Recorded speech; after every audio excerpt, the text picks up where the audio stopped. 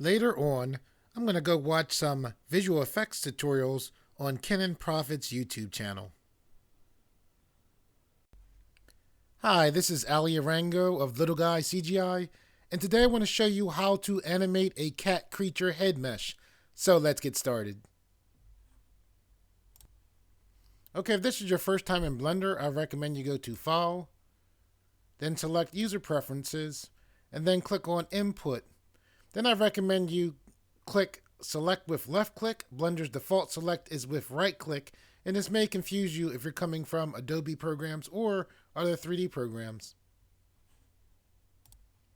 Okay, while you're here in the user preferences, I recommend you go to add-ons, and I recommend you put a check mark next to 3D view, 3D navigation, and then I'm going to scroll down.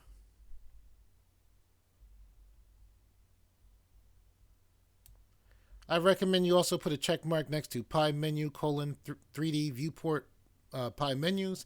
I also recommend you put a check mark next to Pie Menu, UI Pie Menu Official. Okay, to navigate your way around Blender, I'm going to press the T key to bring up this menu right here. When I told you to go to add-ons and to click on the 3D view navigation add-on, when we click here on this navigation tab, you can see these different buttons right here, and these buttons just allow you to very quickly and easily manipulate your view inside of Blender. While you're in Blender, if you hold the middle mouse button and rotate the view, while holding the middle mouse button allows you to rotate the view, as you can see there. If I hold shift and the middle mouse button, I can pan the view. If I hold control and then push in while holding the middle mouse button, or then pull out with the middle mouse button, I can zoom out. I can also roll the mouse to zoom in, and then roll the mouse the other direction to zoom out. Okay, to get to your different modes in Blender, if you click here, you can see right now we're in pose mode. If I click here, you can see here is object mode as well as edit mode. And this is just, so you know this is how you can get around to your different modes by just clicking right here. Okay, so what I'm going to do now is click here to go right to front view. What you see in front of you is the result of another tutorial that I did. And in that tutorial, basically what I showed you how to do was how to rig this face so it could have expressions on it. There was another tutorial before that where I showed how to model a cat. So I'll put up a link right here where you can, see where you can model the cat. I'll also put up a link right here where you can get to the other tutorial where I show you how to set up the rigging for the cat creature head mesh that you see in front of you right here. Okay, the plan is for me to show you how to, I think, fairly easily set up your cat to actually animate and lip sync. So we're going to basically use a recorded phrase, and then we're going to have this cat creature lip sync to that recorded phrase, and we're going to have it animate its facial expressions and animate its head as it says the expression, and try to do, somewhat of how, if this cat creature was actually talking, how it would move as it was animating about as it was talking. Okay, to do that, we need to do some minor rigging to this head mesh right here. We need to rig the eyes, which, isn't too big of a deal. We also need to rig the head. So that's what we're going to do right now. Okay, so let's rig these eyes. So what we're going to do is we're going to click here. We're then going to select object mode to go into object mode. We currently have the armature that has the controls that allows us to animate the face expressions on our cat creature. So we don't need these right now, so we're going to press H to temporarily hide that armature that controls those face expression controls. Okay, what we're going to do now is we're going to click on one eye. We're then going to click on our navigation tab if you're not already clicked on it. See right here where this says view perspective / ortho, as well as view global / local. Actually, this is the one we want. Currently, we are in global mode, and what that means is we can see multiple pieces of our mesh. What we're about to do is click here, and when we click there, because we're selected on this eye, everything else that you see, other than what's selected, which is that eye, is going to disappear. So let's click that now. Okay, so when you look here, you can see this says front orthographic local mode. And what this mode does is it allows you to focus on one particular part of the mesh, which is this eye right here. Okay, so what we want to do is zoom back some. So I'm going to hold Control as well as the middle mouse button. I'm then going to pull back. I'm then going to let go of the middle mouse button. Raise my mouse up. So some I'm still holding Control. I'm going to hold the middle mouse button down and pull back some more. I'm then going to hold the middle mouse button to turn this to the side just a little. Okay, I'm going to hold the middle mouse button to rotate the view. It looks like our origin point is right where it needs to be. Our 3D cursor is also currently on that origin point, which is what we want. So we are in object mode currently, selected on our eye mesh in local mode. So what we're going to do is hold shift, and then while holding shift, press the A key. This brings up our add to menu. We're then going to go to armature, and then we're going to select single bone. Okay, you can see our armature bone right there. We want to be able to see our armature bone pretty much at all times. So the way we can do that is with our armature bone selected on, we can click right here. Then scroll down, and then we can click X-ray. And then this just allows us to be able to easily see our armature bone, even though the armature bone is partially inside of this this mesh, or somewhat inside of that mesh. So with this armature bone selected, we're going to click here and then click here to go to edit mode. We're currently selected on the tip of this armature bone, which is what we want. Our 3D cursor is right here. So what we're going to do is we're going to press and hold shift, and then while holding shift, we're going to press the S key. This brings up our snap to menu. We're then going to select selection to cursor offset. So what happened is the tip of the bone, just snapped right to here, which is what we want. It looks like our armature bone disappeared. It didn't. It's just, pretty much shrunken down. So I'm going to click here to go to right view. So what we're going to do now is we're going to click here. And what this is this is our manipulator. So we're currently selected on our armature bone. It's just shrunk down very small right now. We're now going to take this manipulator and just push forward like that. You want to have your armature bone coming a little bit out the front of the eye. And you can see that the tail end is right in the center of this eye, which is what we want. Okay, what I'm going to do now is hold Control as well as hold the middle mouse button. I'm then going to zoom in. I'm then going to click right here to select the entire armature bone. I'm then going to hold Control as well as hold the middle mouse button. Then pull back to zoom back. I'm then going to hold Shift and the middle mouse button to pan. And with this armature bone selected, I'm going to hold Shift, and then while holding Shift, press the D key. And what that did was that just duplicated the bone. I'm just going to right click to get that duplicated bone to stay right in place. I'm then going to take this manipulator and push this duplicated bone out to about here. Okay, the reason why we duplicated this bone is we're going to set up this bone so that this bone right here pretty much always faces this bone or points towards this bone, and that's going to allow us to have it appear that this bone is quote unquote looking at this bone right here. Once we have everything eventually, fully set up, then we'll attach this bone to the eyeball mesh, and then that's how we're going to set it up so that our cat looks like it's looking wherever we want it to look like it's looking. Okay, when you were working with rigs, pretty much it's very important to remember which mode you're in. So typically you'll do certain things in certain modes, maybe not all the time, but generally you tend to duplicate bones inside of edit mode. You can see we're in edit mode right here. What we want to do now is we want to set up an inverse kinematic to get these two bones to work how we want them to work. So currently we're in edit mode, right? And that's where you tend to duplicate bones. Now we want to set up a constraint. Now you tend to do that in pose mode. So with this bone selected, inside of the edit mode for the armature object, and both of these bones are considered the armature object, what we're going to do is we're going to click here and then click here to go to pose mode.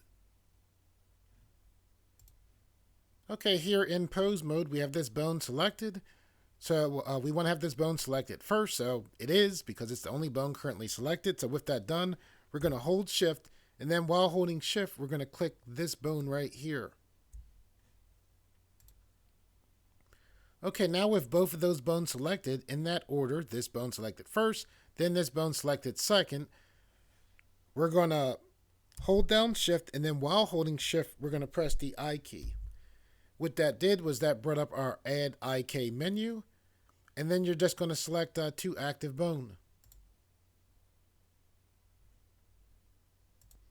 Okay, now what we're going to do is I'm going to scroll this up here. We're then going to click here, which takes us to the menu where we can work with our bone constraints. See this right here where it says chain length? We want to click this and change this to 1. Okay, and just like that, our eye armature bone is rigged. I'm going to hold the middle mouse button, rotate the view. I'm going to click this bone right here. Then when I press G, do you see how the bone that is inside of our eye mesh is tracking or looking at this bone right here? That's exactly what we want. So I'm going to right click to get this bone to jump right back to its original position.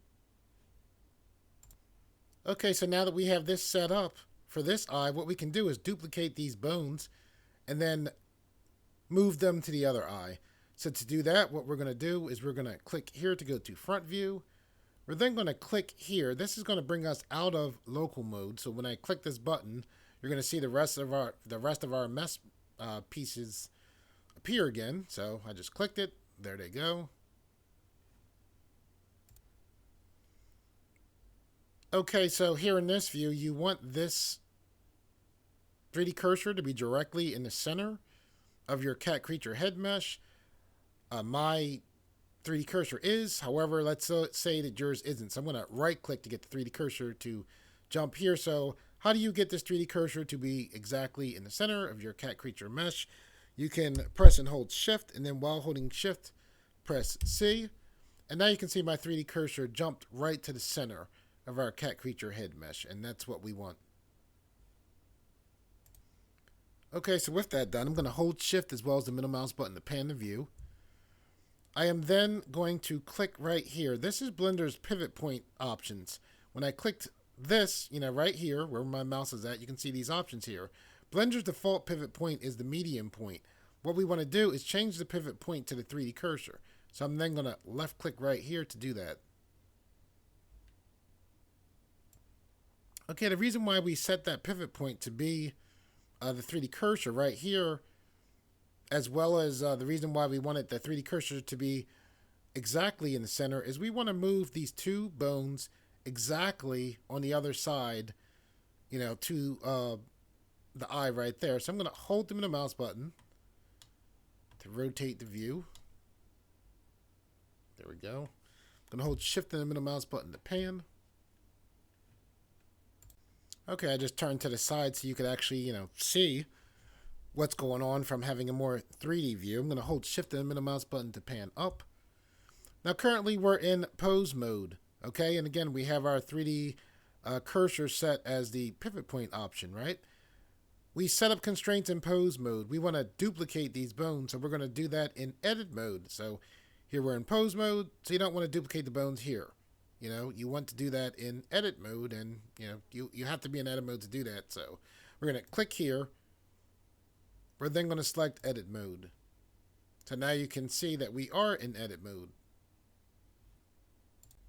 Okay, here in edit mode, what we're going to do is we're going to press A to deselect everything that we previously had selected. And then we're going to press A again to select everything, because we want to make sure that we have both of these bones selected. They are now. So now with both of those bones selected, I'm going to hold shift, and then while holding shift, I'm going to press the D key. I'm then going to move my mouse just to the side so I can see, okay, I did in fact duplicate those bones. You can see them right there. I'm then going to right click to get those bones to jump right back into place. So now I still have those two duplicated bones selected. So what I'm going to do is I'm going to press S to scale on the x-axis, -1, and then I'm going to left click to lock that scale movement in. Okay, so with that done, we're going to click here and change our pivot point from the 3D cursor back to Blender's default pivot point, which is the medium point. So I'm just going to left click here to do that. Okay, so you might be wondering and saying, how did scaling move this to the other side? Normally, when you move things in Blender, you would press the G key or take the manipulator and move them. However, you can scale, and because we scaled on the 3D cursor, we were able to easily take these two bones and put them exactly on the other side. So that is a useful technique to know about. It's extremely useful when it comes to rigging. Okay, so let's move on. So now what we want to do is make sure that this is working right. So I'm going to hold control in the middle mouse button to zoom in some. We're currently in edit mode, so I'm going to click here and then click here to go to pose mode. So we're going to click here to select this bone. I'm then going to press G, and we can see that the eye that is the armature bone that's inside of that eye is tracking this bone, and that's what we want. So I'm going to right click to get this bone to jump back to its original position. Okay, so before we go any further, let's name these bones. So you can see right here in our properties panel, this bone is clicked on, and this is the name for that bone right here. You can also look here and see the name for that bone. However, right here allows us to change the name of the bone. So I'm actually going to click here. We're then going to click here, and then we're going to name this I.B.L,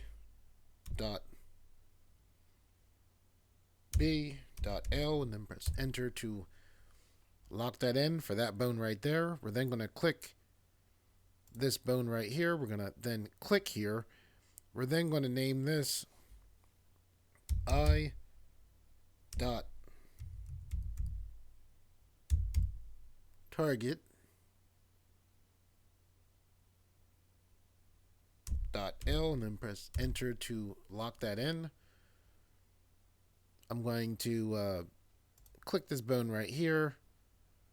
I'm then going to click here. I'm then going to hold control, and then while holding control, press the C key to copy that text right there. I'm then going to left click just to get off of that. I'm then going to click here, then click here, and I'm then going to hold control, and then while holding control, I'm going to press V to paste that in. I'm then going to click here, delete that L, and then press R, and then press enter to lock that in.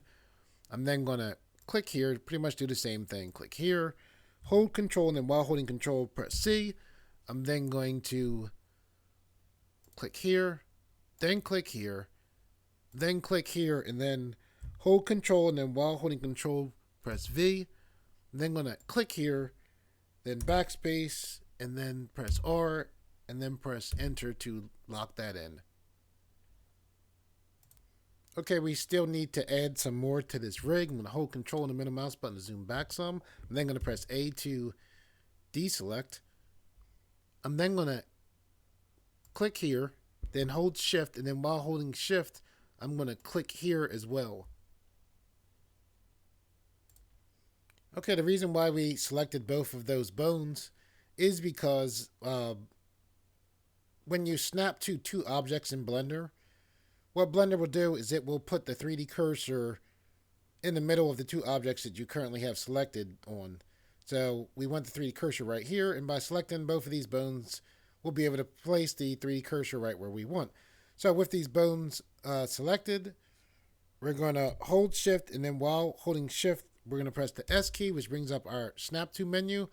We're then going to select cursor to selected, and again, we're selected on both bones, so when we click this, our 3D cursor should go right to the center of those two bones. So I'm going to click there, and there's our 3D cursor right where we want it to be. So currently we are in pose mode. We want to bring another bone in Blender, objects tend to come in where the 3D cursor is at. So that's why we put the 3D cursor there. So we're in pose mode. We want to bring a bone in. So we want to do that in edit mode. So we're going to then click here and then click here to go to edit mode. Okay, so here in edit mode, we're going to hold shift, and then while holding shift, we're going to press the A key.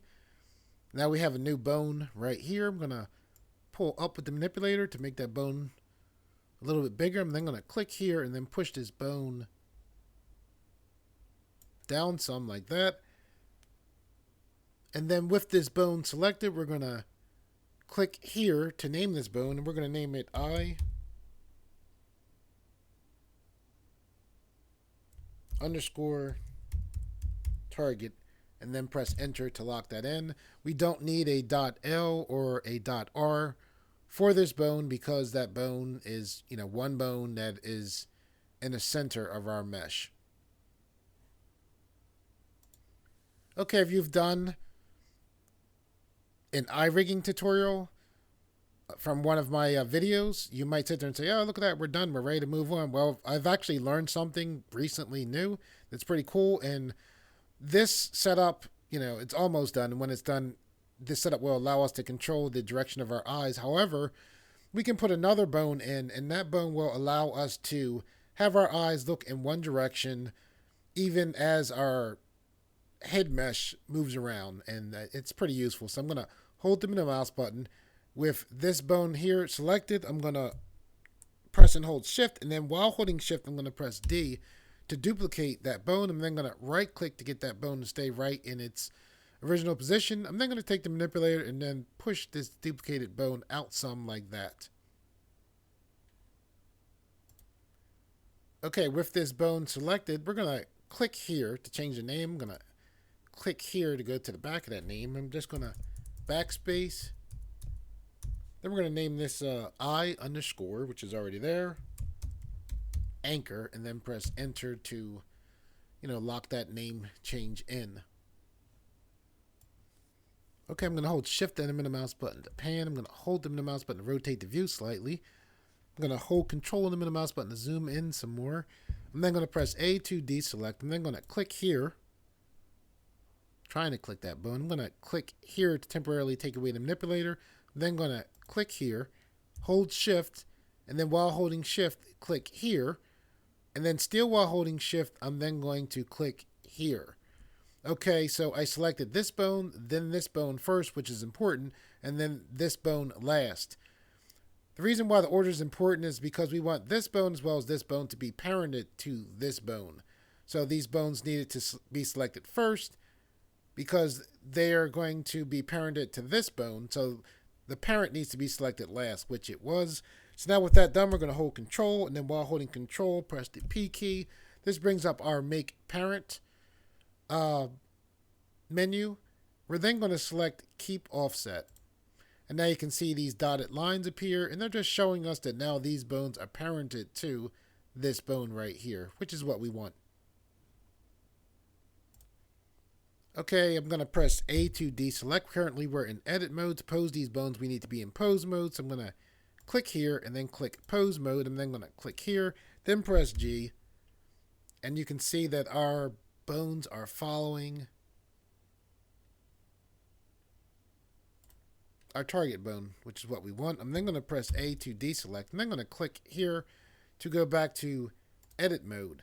And what we want to do now is click this bone first, then hold shift, and then click this bone second. We're now going to hold control, and then while holding control, press P. This brings up our make parent menu. We're then going to select keep offset.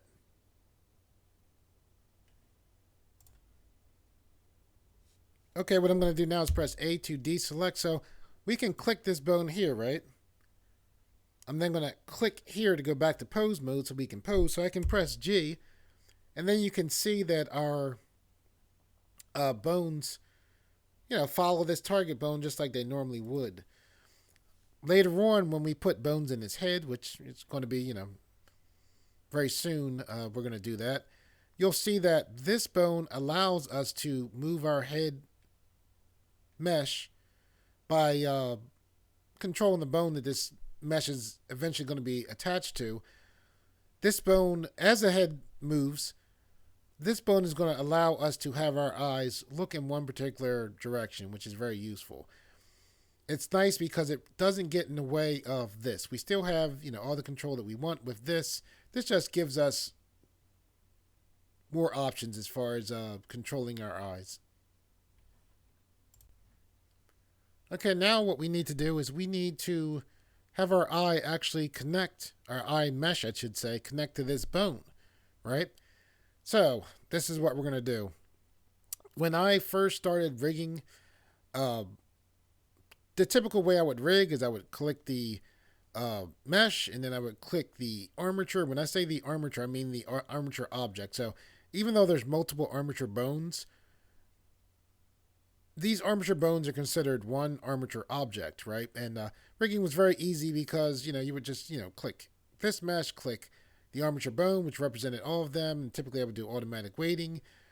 However, typically you need to, when you're rigging, target specific bones, like this eye bone right here. So the way we're going to do that, and when I say do that, what I mean is target this specific bone, because we need this eye mesh here to be parented to this specific bone here, right? So the way we do that is I'm going to press A to deselect, so we have no armature bone selected. I'm then going to click on the bone that I want to deal with, which is right here, right? Let me hold Control as well as the middle mouse button to zoom in. So I'm going to hold Shift and the middle mouse button to pan. So now with this bone selected, I am going to click here in a second. When I click this eye mesh, we'll be taken out of pose mode and into object mode. So I'm going to go ahead and click now. First time I didn't get it, whatever. Now you can see we're in object mode, right? So now that we're in object mode, Blender remembers that we were just selected on this bone right here. So what I'm going to do is I'm going to hold Shift, and then I'm going to click on the armature. Now, when I say the armature, I'm clicking on all of the armature bones because they're all one armature object, even though it looks like I'm clicking on this one bone that's, in the eye mesh, right? However, Blender remembers that we were in pose mode, that we clicked on this bone, so it's going to know that when I click here, I want this eye to be parented to this one particular bone. So I'm holding Shift, right? My finger is holding down Shift, and now while my finger is holding down Shift, I'm going to left click on this bone. So basically what happened is we have this bone, this mesh, selected from the object mode, right? And you can see the orange, it's selected. We also have this bone selected as well. So because we have this eye mesh selected first and then this bone selected second, we're set up to parent this eye mesh to this bone right here. So we're also in pose mode, right? Which is good. So what we're going to do is we're going to hold Control, and then while holding Control, we're going to press the P key. Our Set Parent To menu pops up. We don't want this eye to deform. We want this eye to basically keep its shape, right? When I say deform, that's what I mean. We don't want it to change its shape. We want it to keep its shape. So the way we can do that is by clicking bone. So we're going to click that to have that eye, basically keep its shape but be parented right here. So I'm going to hold Control and the middle mouse button to zoom back. I'm then going to click our target bone, and I'm going to press G, and now you can see that that eye is parented to that bone. So now we're going to go through this process again with this bone right here. So I'm going to press A to deselect. Okay, so if you didn't quite understand the first time, hopefully this will help you to understand this time. So currently we're in pose mode, right? Nothing is selected. So I'm going to click on this eye bone because I want this eye bone to have this mesh parented to it. So we're first clicking here, right? I'm going to hold the middle mouse button to rotate the view. I'm going to hold Control and the middle mouse button to zoom in. The first time we tried to click, we missed it. Hopefully we'll get it this time. So I'm going to click here. Now when I click here, we're in pose mode. When I click this eye mesh, what should happen is we'll jump right into object mode and we'll have the eye mesh selected. So I'm going to click now. I left clicked. We selected it on the first time. This time, unlike that side, so we have the eye mesh selected, right? Now Blender remembers that we previously had this bone selected. So even though this bone is considered in one armature with all of these bones, right? Blender remembers that we previously had this bone selected in pose mode. So I'm going to hold Shift. So now my finger is holding down the Shift key, right? So I'm holding down the Shift key. So with that done, I'm now going to left click right here. So that brought us back into pose mode. However, we came back into pose mode with the right order. First, this mesh being selected, and then this bone being selected second, which is important because we want this eye mesh to be parented to this eye bone. So with that order done, and with both of these two pieces selected, our eye mesh as well as this particular bone inside of this armature bone, we're going to hold down control, and then while holding control, we're going to press the P key, and then this brings up our set parent to menu. We're then going to select bone. Okay, I'm going to hold the middle mouse button to rotate the view. I'm then going to hold control in the middle mouse button to zoom back some. I'm then going to click on our target bone. Remember, we're in pose mode, so we're set up to pose these bones.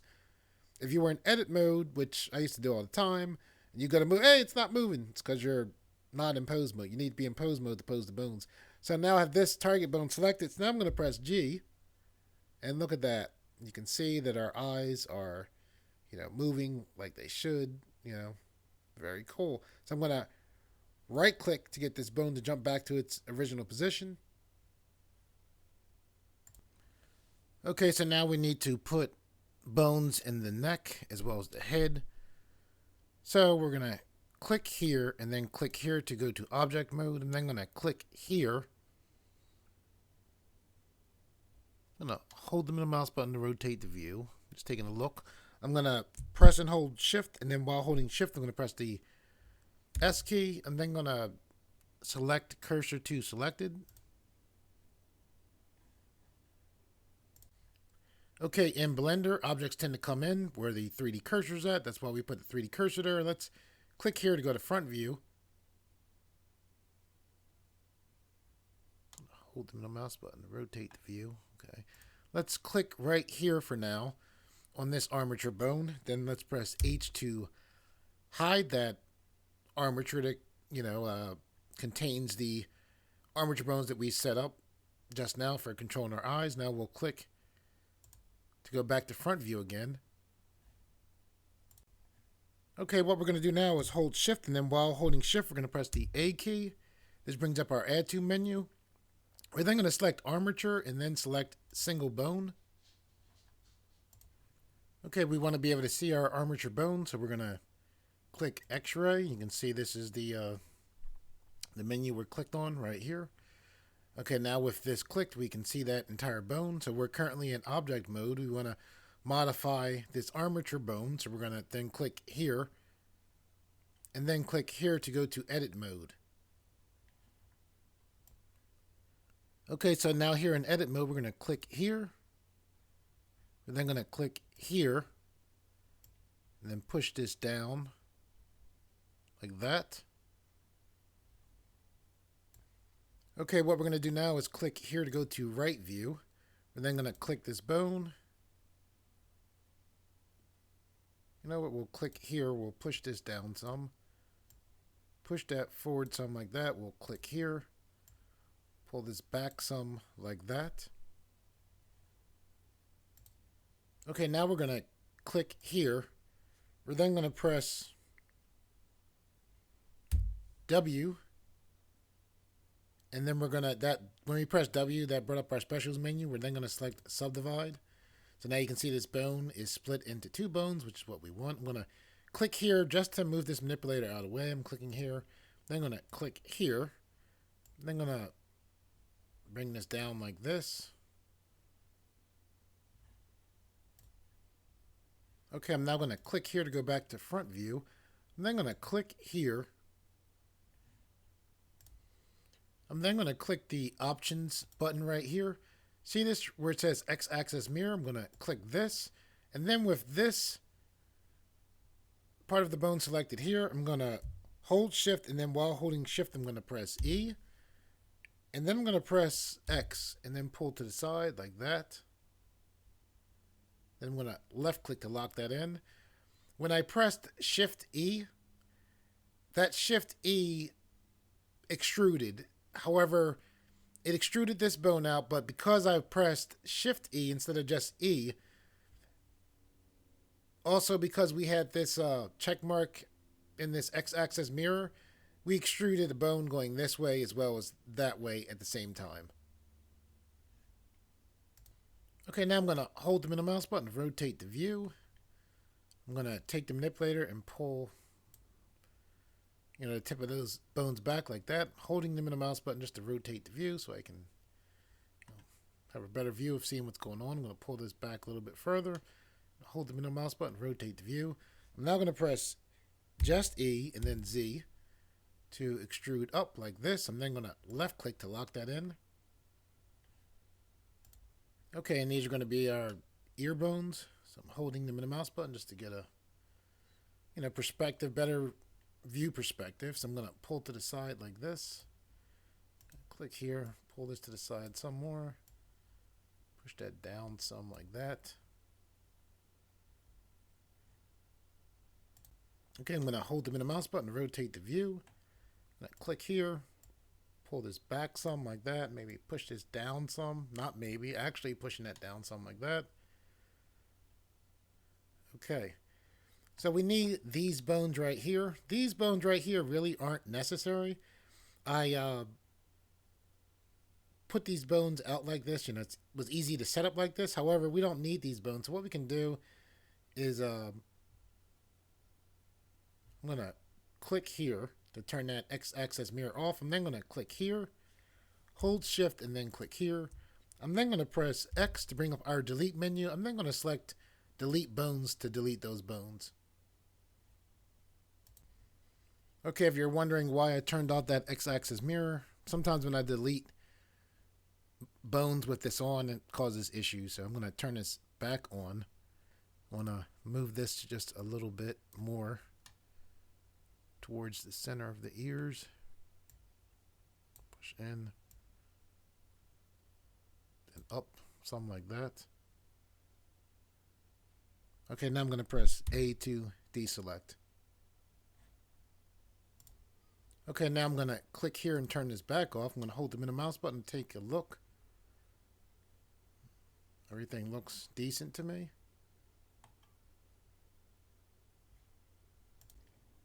Okay, what we're going to do now is click back in our navigation tab. I'm going to click here to go back to front view. We're going to click here to go to object mode. We're then going to click on our cat creature head mesh. We're then going to hold shift, and then while holding shift, click here on our armature bone. We're then going to hold control, and then while holding control, we're going to press the P key. This brings up our set parent to menu. We're then going to select with automatic weights. Okay, so what that did when we clicked with automatic weights, basically we click this, right, and then we parent it, this being the cat creature, this being the cat creature head mesh, we parented that to this armature bone. Now when we clicked automatic weights, what Blender did was Blender looked at the positioning of this bone and it basically weighted, which I'm trying to think of an easy way to describe. Weighted is how this mesh connects to this bone. So Blender tried to figure it out how to best have this material here attached to this bone. So automatic weighting is a very good way of attaching organic type things to bones, and Blender tends to do a very good job. So that's what automatic weighting is.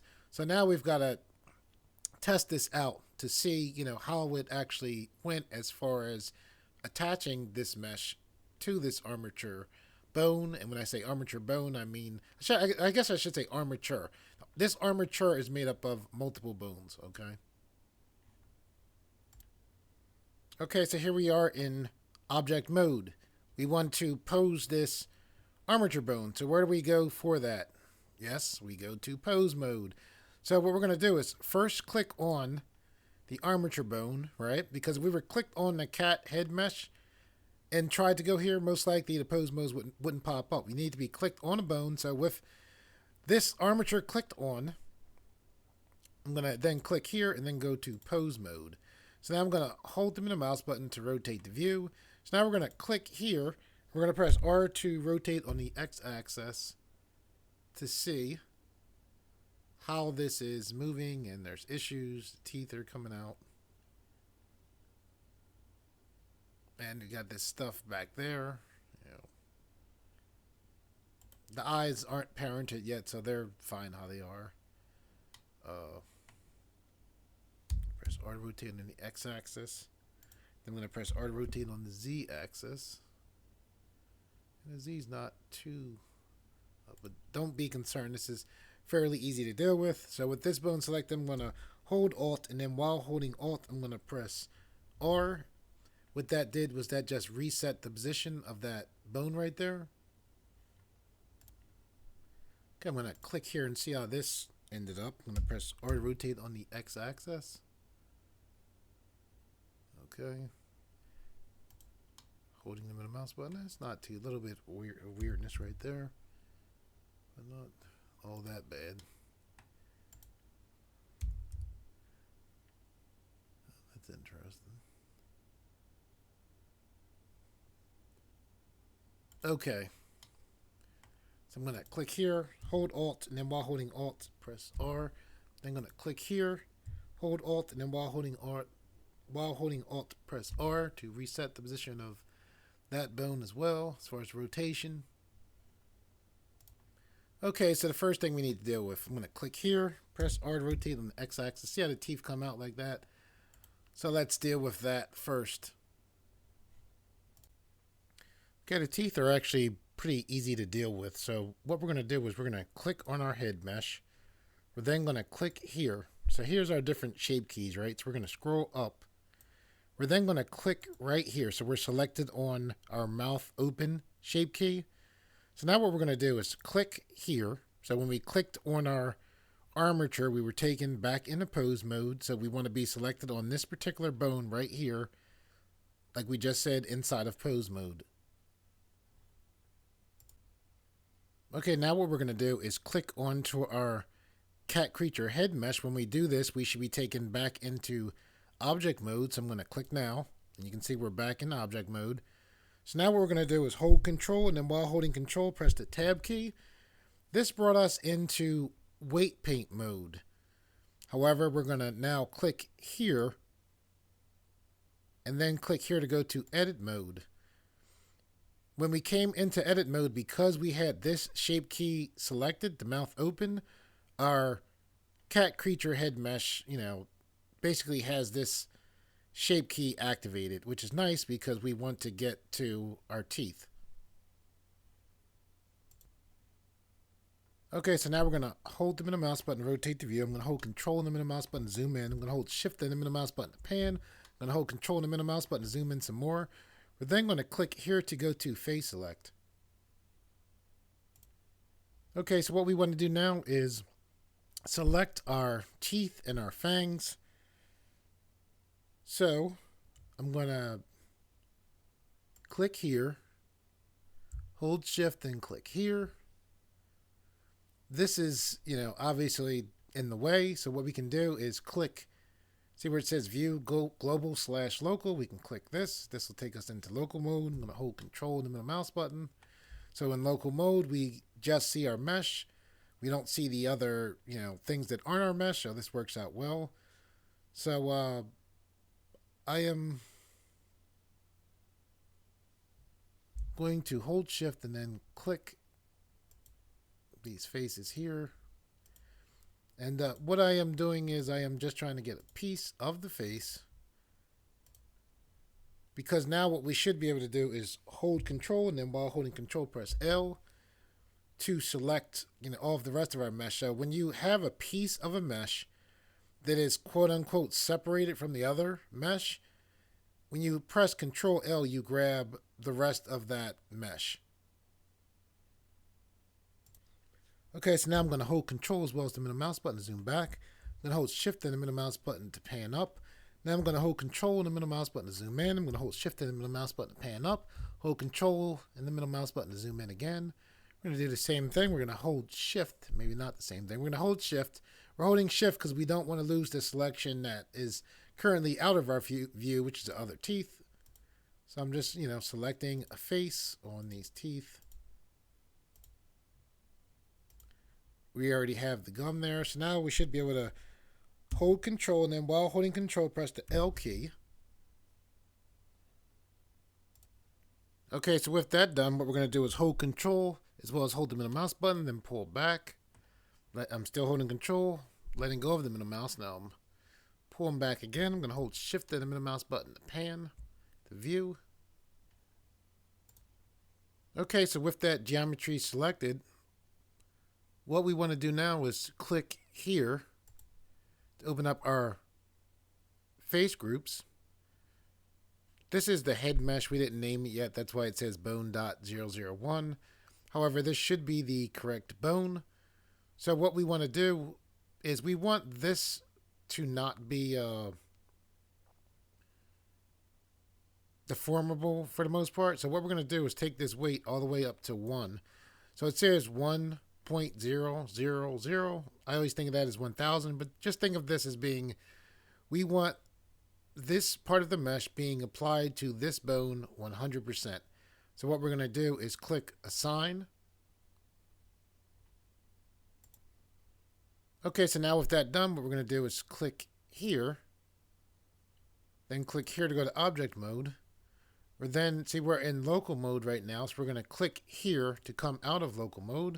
I'm going to roll the mouse wheel to zoom back. I'm going to roll the mouse wheel again. I'm going to hold the mouse button to rotate the view. I'm then going to click onto our armature, which brought us into pose mode.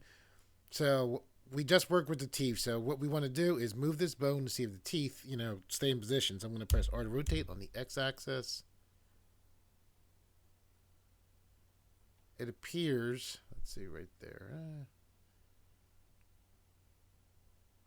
Looks like there's a little issue there, but this is so extreme. This being the pose that our teeth should be. I believe our teeth, for the most part, should be good.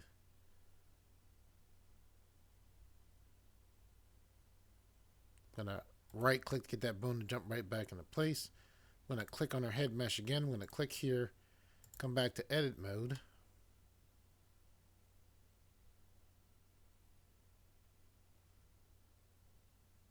I think we'll be good with that. So I'm going to press A to deselect. I'm then going to click here, then click here to come back to object mode. Okay, so let's deal with these ears. I don't want to spend too much time on them. I want to get to animating. We're going to hold control and as well as hold the middle mouse button to zoom back. We're then going to click on this ear. We're then going to click here. We're going to hold control, and then while holding control, press the tab key. This brought us into weight painting mode. We're going to click here. We can see here's a draw brush. Blue represents your bone not being connected to this mesh. So where you see blue, this blue is not dealing with this bone at all. The red is, this is like totally attached to the bone. The blue is like unattached. So what we want to do is press the F key, push in to shrink our brush. Then we want to paint right around here because this is what's causing our issue. I'm going to hold the middle mouse button to rotate the view. Right around that base right there. Like that. I'm going to hold the middle mouse button to rotate the view some more. Okay, so the green is weight painted, but not to the extreme. It's kind of like in between. What we're going to do now is we're going to click here, right? And then with this selected, this is the vertex selecting masking for painting. What this does is this allows us to smooth out the weight from the ear to here, right? At least it allows us to set up for smoothing this out, right? So I think we have to go here. We're going to click here, go to object mode. Then with this selected, we're going to click here, go to edit. We're going to press A to select our entire mesh. We're now going to click here, go back to object mode, then click here. I know I'm doing a lot of clicking, all right? We're going to click here to go back into pose mode. And now what we want to do is click here, hold control, and then while holding control, press tab to go back into weight paint mode. This yellow that you see here should be showing up because we selected all of this. What we want to do now with this bone here selected is click weights and then select smooth. And hopefully you can see when I clicked smooth, this, smoothed out some of the transitions. I'm going to click here again, then click here again, smooth, and it kind of like, fades out the weight from here to here.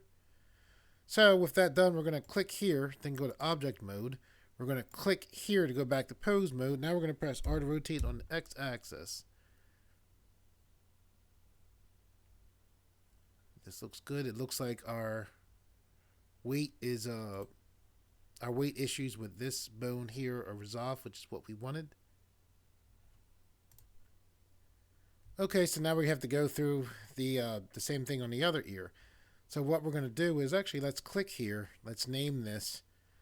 I'm going to click here, then go to edit mode. I'm going to name this ear.b.l. Press enter to lock that in. Then I'm going to click here, then name this head.b. Enter, lock that in. Then I'm going to click here. First time I missed it, I'm going to click here, name this neck.b. Then press enter to lock that in. I'm going to click back here. Click here. Hold control, then while holding control, press C to copy that name. Then I'm going to click here. Then click here. Then hold control, and then while holding control, press V to paste that name in. Then I'm just going to backspace that L to get rid of it, or be behind the L, press backspace to delete it. Then I'm going to press R and then press enter to lock that in. Okay, so now with this bone selected, we're going to click here, go to pose mode, click on our mesh, hold control, then while holding control, press tab to enter into weight paint mode. There's a little bit of weight. I'm going to click here to paint some more weight. Because I think the issue was the weight was like right on the ear. It wasn't like going past the ear. So now what we're going to do is, because we already have this mesh selected from when we were working with this ear, we should be able to just go to weights and then select smooth. Click here, select smooth again. Okay, I'm going to hold the middle mouse button to rotate the view. I'm going to click here, select object mode, click here, and then press R to rotate on the X axis. Excellent. Now there is an issue that typically happens. You see the mouth, how the mouth is shut there, right? When I press R to rotate on the X axis, watch the mouth start to open up.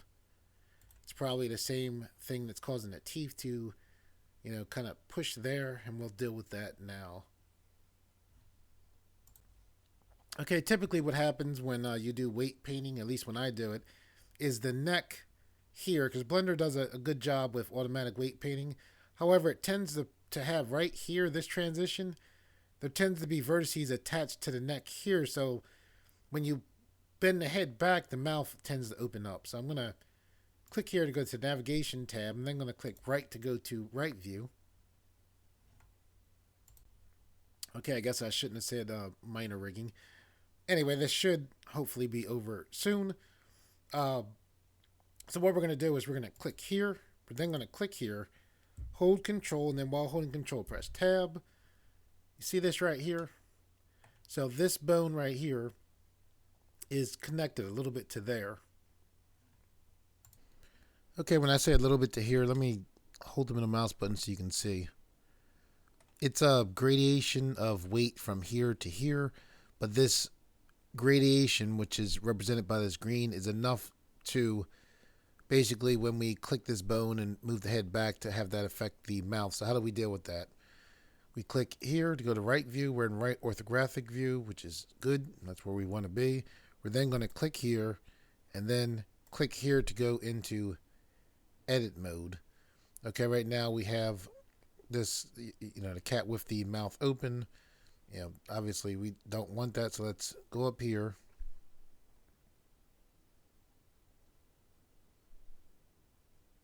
And we need to go to shape keys. So let's go click here. Okay, so now we can deal with this. So what we want to do is we're going to press A to deselect. Okay, when we look at our vertex groups, when we scroll down, we can see that we're selected on the neck.b bone, which is here, which is what we want. So we're going to click here to go to vertices select. We're then going to press Z and then select wireframe. We're then going to hold control, and then while holding control, press the right mouse button and draw a lasso select. I'll go here to around this geometry right here. Okay, what we currently have here is the geometry that we want to be affected by this neck.b bone. All of the other geometry is what we don't want to be affected by this bone right here. So what we're going to do is press and hold control, and then while holding control, press I to invert the selection. So now we have the geometry selected that we don't want to be affected by this. So we're going to go to weight, 100% weight, which looks like 1.000. It makes me think of 1,000. That would make all of this geometry be totally affected by that. We want this geometry to be not affected at all by this. So what we're going to do is left click here and drag this down to 0. And then with that set, we're going to click assign. Okay, now with that done, what we're going to do is press A to deselect. I'm then going to press Z and then select solid view. You can also, click here to go through those different views where you can see, solid, wireframe, and all that. Okay, so what we're going to do now is we're going to click here, go to object mode, then we're going to click on our head bone. Now remember, before we did that weight adjustment, the mouth would open when we put the head back. So now, actually, let me hold the middle mouse button to rotate the view. I'm going to click here, hold shift, then click here, and then press H to temporarily hide the eyes, just so we're not, affected by that. So let me click here to go right to right view. So I'm going to click here, then I'm going to press R to rotate on the X-axis. And if you look and pay attention to the mouth, you can see that the mouth no longer, starts to open as we put the head back. I'm going to right click to get that to jump back to its original position. Okay, so I'm going to hold the middle mouse button, rotate the view. I'm then going to press R to rotate on the X-axis. Just to take a look from a different view. Looks good. I'm going to right click to get this armature bone to jump back to its original position. Okay, what we're going to do now is click here, then go to object mode. I'm then going to hold Alt, and then while holding Alt, press the H key to unhide our other armature bones as well as our eye mesh pieces. Okay, so basically what we have here is we have a bunch of different armatures that need to be connected so that they are all considered one armatures or one armature. So it can get confusing, like this right here. See when I click this, how all of these bones like light up? These are all considered one armature bone, all right? Or one armature, I should say. So one armature with multiple armature bones. The face controls here are considered one armature. And then when I click here, this is also one armature. So what we need to do is add these armatures to this, our main armature here. So what we're going to do is click here, press H to hide that mesh. That just tends to make things easier. We're then going to click here, hold shift, and then while holding shift, click here. And then with this armature selected first, and then our main armature selected second, we're now going to hold control, and then while holding control, press the J key. So now this armature is now joined with this armature here. Okay, so now we need to do the same thing for our face control. So I'm going to click here, and then I'm going to hold shift, and then while holding shift, click here. Remember that order is important.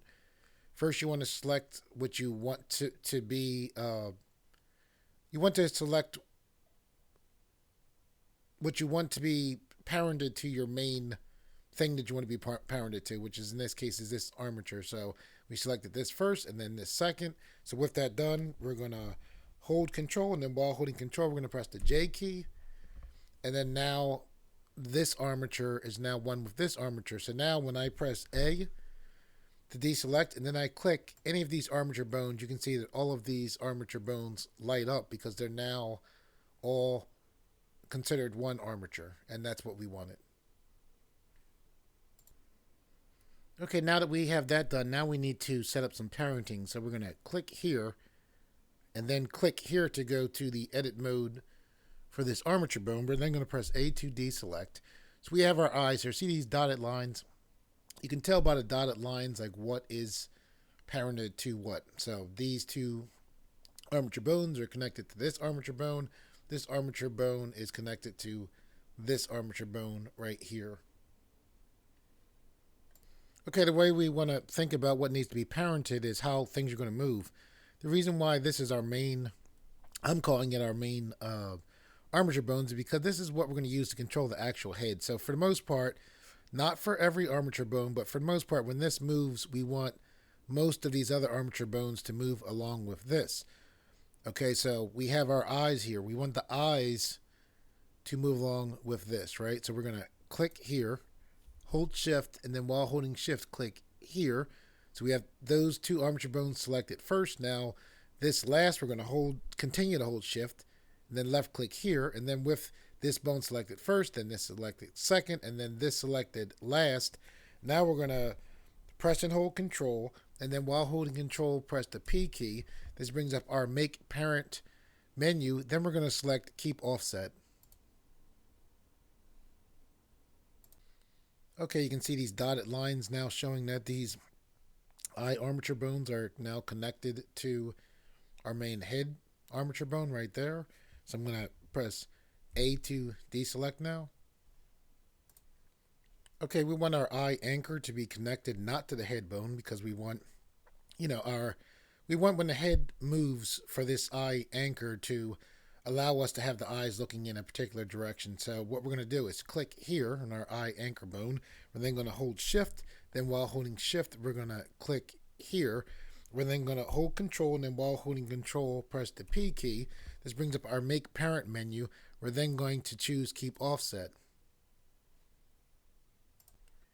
Okay, so the reason why I chose to select to parent this armature bone to this armature bone is while this bone will allow the head to move, by having this armature bone connected to this neck armature bone, when the upper body moves, this should move with the upper body, but when the head particularly moves, this shouldn't move along with the head, which is, what we want for now. You can customize it to, I should say what I want for what I want to do. You can customize this to best fit your needs. Okay, so now we need to parent these face controls to here. So what we're going to do is we're going to click here to go to right view. I'm going to press A to deselect. I'm then going to press Z to go to wireframe. I'm going to hover my mouse here. I'm going to press B for box select. I'm going to left click and drag to select all of these bones right here. I'm now going to press Z and then select solid view. I'm then going to hold shift, and then while holding shift, click this bone right here. I'm then going to hold control, and then while holding control, press the P key. This brings up our make parent menu. I'm then going to select keep offset. Okay, I'm going to hold them in the mouse button to rotate the view. And now you can see by these lines that all of these phase controls are connected to our main head mesh. So now I'm going to press A to deselect. Okay, now we need to do a quick test to see that, this is working out correctly. So we're going to click here. We're then going to click here, go to object mode. We're then going to hold Alt, and then while holding Alt, press the H key to bring back our previously hidden geometry. Okay, now I'm going to press A to deselect. I'm then going to click here. That selected the mesh. I'm going to click here again to select our armature. I'm then going to click here and then go to pose mode. Okay, I'm going to hold control in the middle mouse button to zoom back some. I'm going to hold the middle mouse button to rotate the view. I'm going to click here And I'm going to press R to rotate on the X axis. Okay, excellent. Looks like our bones are moving as they should. As far as controlling the eyes, you see how when I press R to rotate on the X axis, our eyes look in the one direction.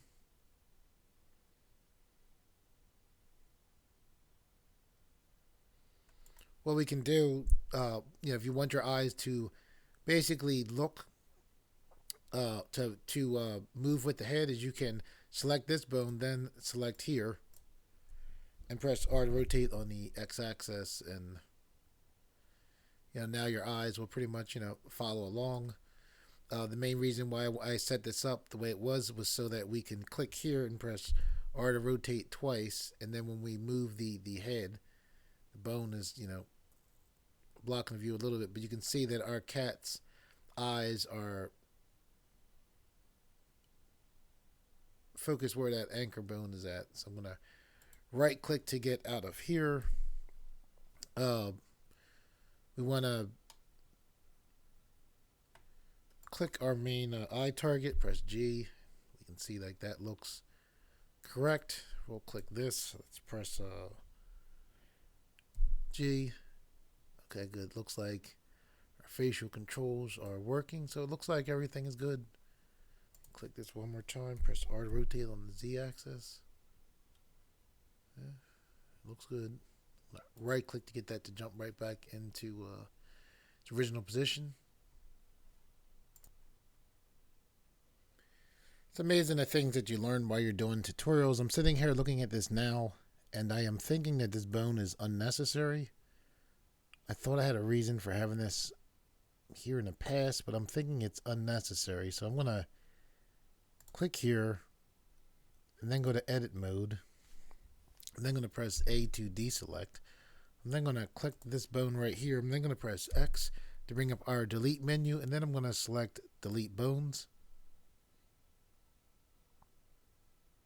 I'm now going to click here to go back to pose mode. Okay, I'm going to grab the head mesh. I'm going to press R to rotate on the X axis. Yeah, everything should still be good. I'm going to right click to get this bone to jump back to its original position. Okay, what we want to do now is replace this bone with a custom shape. So to do that, we're going to click right here. We're going to press and hold shift, and then while holding shift, press the A key to bring up our add menu. We're then going to select mesh. I'll then scroll up, and then we'll select cube right here.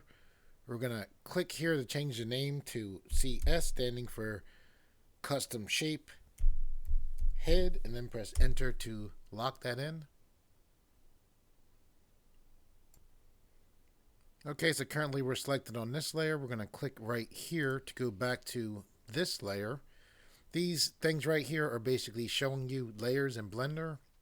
Layers are in Blender. Typically when you think of layers, when I hear layers, I think Photoshop or GIMP.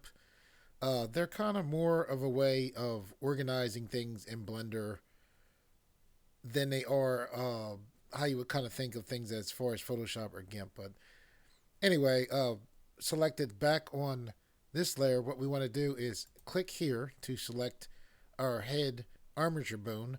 We're then going to click here. We're then going to scroll down to where you can see it says custom shape right here. So now what you're going to do is click here.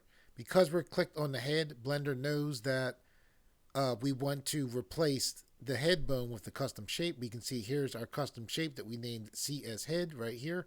So we're going to left click there. We're then going to click right here to change that custom shape to be a wireframe. Okay, and the scale is kind of big, and this is very cool. Blender added this a couple of versions back where we can just click here and actually adjust the size of our custom shape, as you can see. Okay, now what we want to do is get this custom shape to be up some. So the way we can do that is we can hold shift and then select this layer. So now we have both layers selected at the same time, this layer as well as this layer that contains our original object, which you can see there, which is basically this custom shape. So to adjust this to go up some, what we're going to do is click here. All right, so now we're selected on the cube that is actually the CS head shape, right? We're then going to click here and then go to edit mode. And then we have to manipulate this object here in edit mode. It's important that you're in edit mode when you manipulate your object here to move this custom shape here. So we're going to pull back, and that in this case gets this to, raise up some, like you see right here. Okay, I want this custom shape to move back a little bit. So I'm going to, with this object selected in edit mode, I'm just going to push down some. I find that you have to kind of, maybe not have to, it's useful to take your object, move it, see how it moves, and then that's how you adjust your custom shape. That's how I work anyway. So I'm going to hold the middle mouse button to rotate the view. I'm then going to click A to deselect. I'm then going to click here, then go to object mode. I'm then going to click here. So now that we're back just in this object, or just on this layer, sorry. We can shrink this a little bit more. So I'm going to click here, click here. I'm going to shrink that down a little bit more. Okay, now that we shrunk that down some, I'm going to click here again. Click here, then click here to go to edit mode. Press A to deselect, and then pull this back some like that. Okay, I like how that is right there. So I'm going to press A to deselect. I'm then going to click here, then click here to go to object mode. I'm then going to click here to just have this layer right here showing.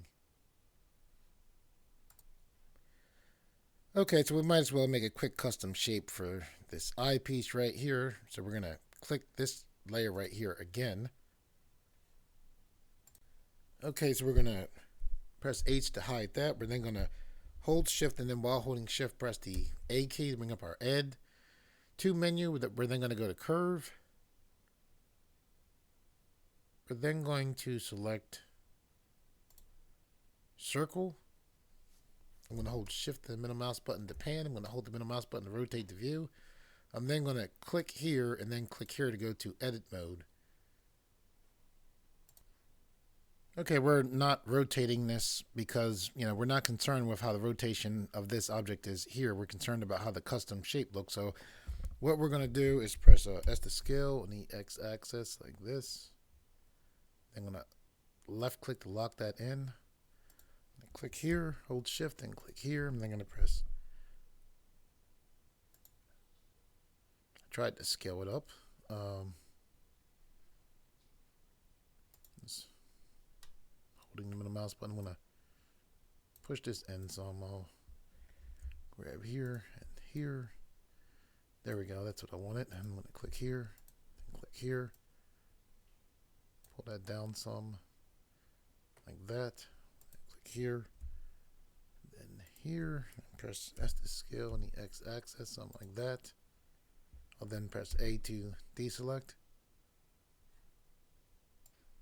Okay, now I'm going to press A to select. I'm going to hold shift, and then while holding shift, press D to duplicate. I'm going to pull to the side a little bit so I can see that I actually duplicated. I'm going to right click to get that to jump right back into place. I'm now going to press S to scale that duplicate down, something like that. I'm then going to press S to scale on the Y axis, like that. I'm then going to left click to lock that in. Okay, now I'm going to hold shift, and then while holding shift, press A. This brings up our add to menu. I'm then going to, we're already inside of a curve object, so now I'm going to select circle to bring up that circle right there. I'm then going to press S to scale this down some, like that. I'm going to take the manipulator and push down some, and then push down some more. I'm then going to pull to the side like this. I'm then going to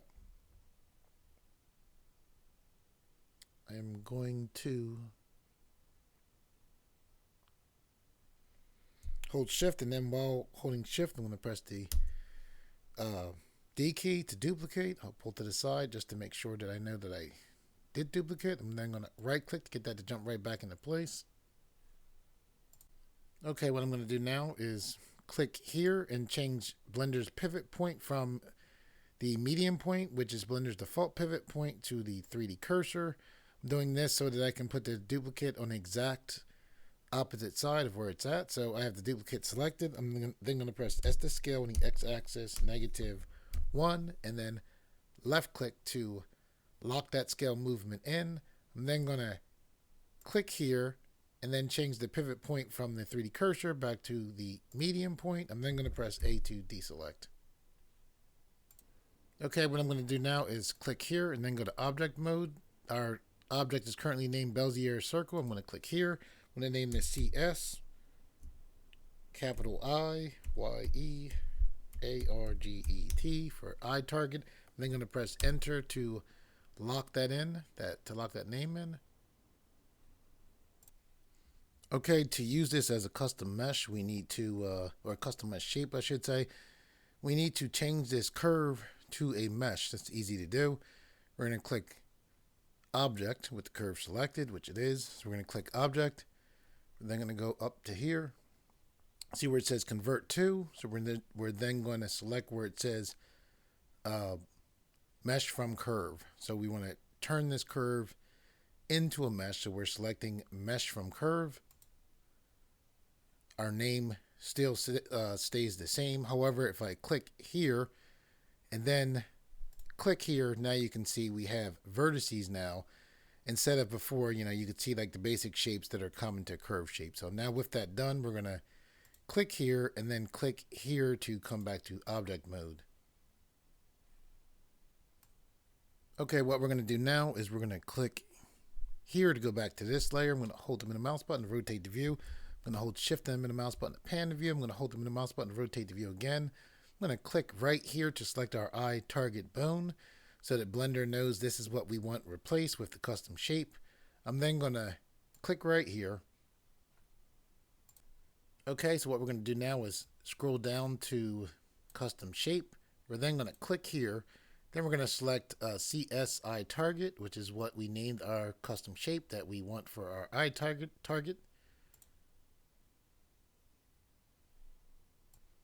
Okay, now we're going to put a check mark here next to wireframe.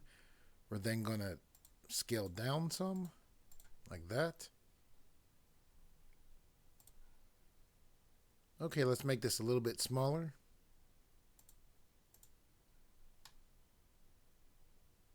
Okay, and I like how that looks, that being our custom shape. I like how it looks at that scale that it is now. Okay, we're going to hold the middle mouse button to rotate the view. I'm going to hold shift and middle mouse button to pan. With this armature bone selected, I'm going to press G. You can see it's moving well. I'm going to right click to get that jump into place. If I click our head armature bone, and just so you're not confused, I'm just going to refer to our custom shape that's controlling our head armature bone as just the actual armature bone itself from now on. If I press R to rotate, I kind of rotate like we're looking at like a 2D picture. However, if I press R again, you see how my 3D cursor changed to that multicolor, that multicolor shape that you see right there. So this allows me to freely rotate the head, and the head is rotating like we want, which is good. So I'm going to right click to get this armature bone to jump back to its original position. Okay, now we can get ready to begin animating. I learned a lot of my face rigging techniques as well as a lot of techniques I'm showing you here from David Ward, who is an excellent Blender teacher who has his own YouTube channel. If you want to go learn a lot of where I got the original, source for a lot of what I learned as far as what I'm showing you here in this tutorial, I recommend you go check out David Ward's channel. I think he calls his channel the D-Dub Step now. Okay, for the next step and what I want to show you, we need an audio file. To do that, we're going to use a free program called Audacity. Okay, you can see Audacity here. You can also actually do your voice recording inside of Blender. However, Audacity is nice to use because it is a program that generally deals with sound itself. As it also deals as well as allowing you to change sound effects, which is useful for particular characters that you might be working with in future with Blender. So this is Audacity here. To download Audacity, you can just search download Audacity. You see right here, see it says download Audacity, the www.audacityteam.org/download, slash. So we click here. You can see this is where you can download Audacity from. Okay, now we need to record a voice recording. One of the things you want to make sure of is if you use a extra microphone like myself, I use a Samsung Go microphone. You want to click here, go to Edit, then select Preferences, and then click here where it says Devices. And you want to just click one of these arrows to pick your audio device where your sound is going to play out of, as well as your audio device that you're going to be recording from. So what you see here now is here because I set this up earlier. If you don't come in here, if you have an extra microphone like myself, Audacity will use the default settings, which will be, if you're using a laptop like myself, it will just use your default laptop speaker. So make sure you come in and do this. So I'm just going to click OK. So those settings stay the same. Okay, let's go ahead and do our voice recording. I've been watching visual effects tutorials recently. There's a lot of great YouTube makers that make tutorials on visual effects. My personal favorite is Ken and Profit. So I'm watching his tutorials recently. So I'm going to do my voice recording about him. By the way, if you want to learn about visual special effects, I recommend you go check out his channel. Anyway, I'm going to click here. Now, when I click here, I didn't click there yet. When I click there, I'm going to leave a little bit of space before I begin recording. Okay? Okay, here we go. Later on, I'm going to go watch some visual effects tutorials on Ken and Profit's YouTube channel.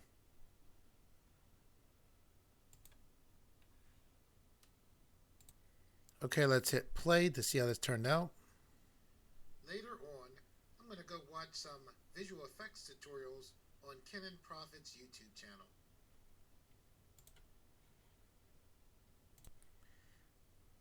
Okay, that sounds fine. If you're curious about the sound, like why it doesn't sound as good as my normal recording, the settings that I have for having the sound output out of my Samsung Go mic, when I use my Cam Studio screen recording software, it doesn't put the audio from this onto my actual video. So I had to go and change the recording, go change the recording playback to my laptop speakers rather than my Samsung Go mic. Anyway, it's not a big deal. We have the recording. We have what we need. So that is a good thing. Okay, now we need to export this sound file out. So what we're going to do is click File, then go to Export Audio. Our default export is the FLAC files type, which is fine. I'm going to click here and then name this Audacity sound file. I'm just saving this right to the desktop. I'm then going to click Save. This information pops up by Audacity in case you want to, have more detailed information on your sound file. I do not for this sound file, so I'm just going to click OK. Okay, let's go back to Blender. Okay, now let's go back to Blender. Okay, here we are back in Blender. We want to begin animating. We are in Blender's default we're in the Blender's default workspace. We want to click here, then we can see Blender's other workspaces. We're going to click animation. So, when we click animation, we have all of these different setups that make animation easy for us to do. We have our dope sheet right here, the graph editor right here, our timeline, our default view, another little window right here. By the way, this window right here, I don't tend to like it being in wireframe, so you can just press Z and then select a solid. Does tend to be useful. Okay, for this one, I'm going to hold my middle mouse button just to rotate the view. I'm then going to hold Control and the middle mouse button to zoom in. I'm going to hold Shift and the middle mouse button to pan up some as well. Okay, basically what we're about to do now is we're about to have our cat creature lip sync to the voice recording we just made in Audacity, right? We do need to change something, and what that is we have it so that when you select this sound, the way it works is you push down and our cat creature's mouth opens up. We're using a kind of auto lip syncing. So that will work better with us having, when you select this custom shape that represents this sound, things work better if the cat creature's mouth opens up when this goes up rather than down. So that's what we're going to do now. Okay, to do that, it's pretty simple. What we're going to do is we are going to see right here where this says fcurve. We're going to click here. We're then going to change this to drivers. Okay, now with that change, we're going to click on our actual cat creature head mesh. And we can see this changed over here. I'm going to hover my mouse here, left click, and drag this up so that we have more space here. Okay, what we want to do now is look for the driver for this sound, which is right here. So you see it says value, parentheses AEI, sound, parentheses. We're just going to left click on that. Let me scroll this down a little bit like that. I'm then going to press the N key to bring up our properties panel. So we have this selected. We just press the N key to bring up this properties panel. When we bring up this properties panel, we have 4 tabs: the fcurve tabs, the drivers tabs, the modifications tab, and as well as the view tab, right? So we're going to click modification. All we need to do is change this -5 to 5. So we're just going to click here and then press 5 and then press enter to lock that in. Okay, now that we did that, when we click here, which took us into pose mode, remember you pose your mesh in pose mode. I'm going to press G and then Z. You can see now that when I push up on that custom shape representing that sound, our cat creature's mouth opens, and that's what we want. And the reason why we want that is because we're about to bring in our audio file from Audacity and kind of do an auto lip syncing, partial auto lip syncing. And just what we did makes it easy for us to have that work correctly. Okay, so what we're going to do now is click back on our cat creature head mesh to go back so we see all this stuff again. Okay, so now that we have that set up, what we need to do is make sure we're all the way back to the beginning of our timeline. We actually don't want to just be on 1. We actually want to be on 0 as far as our timeline.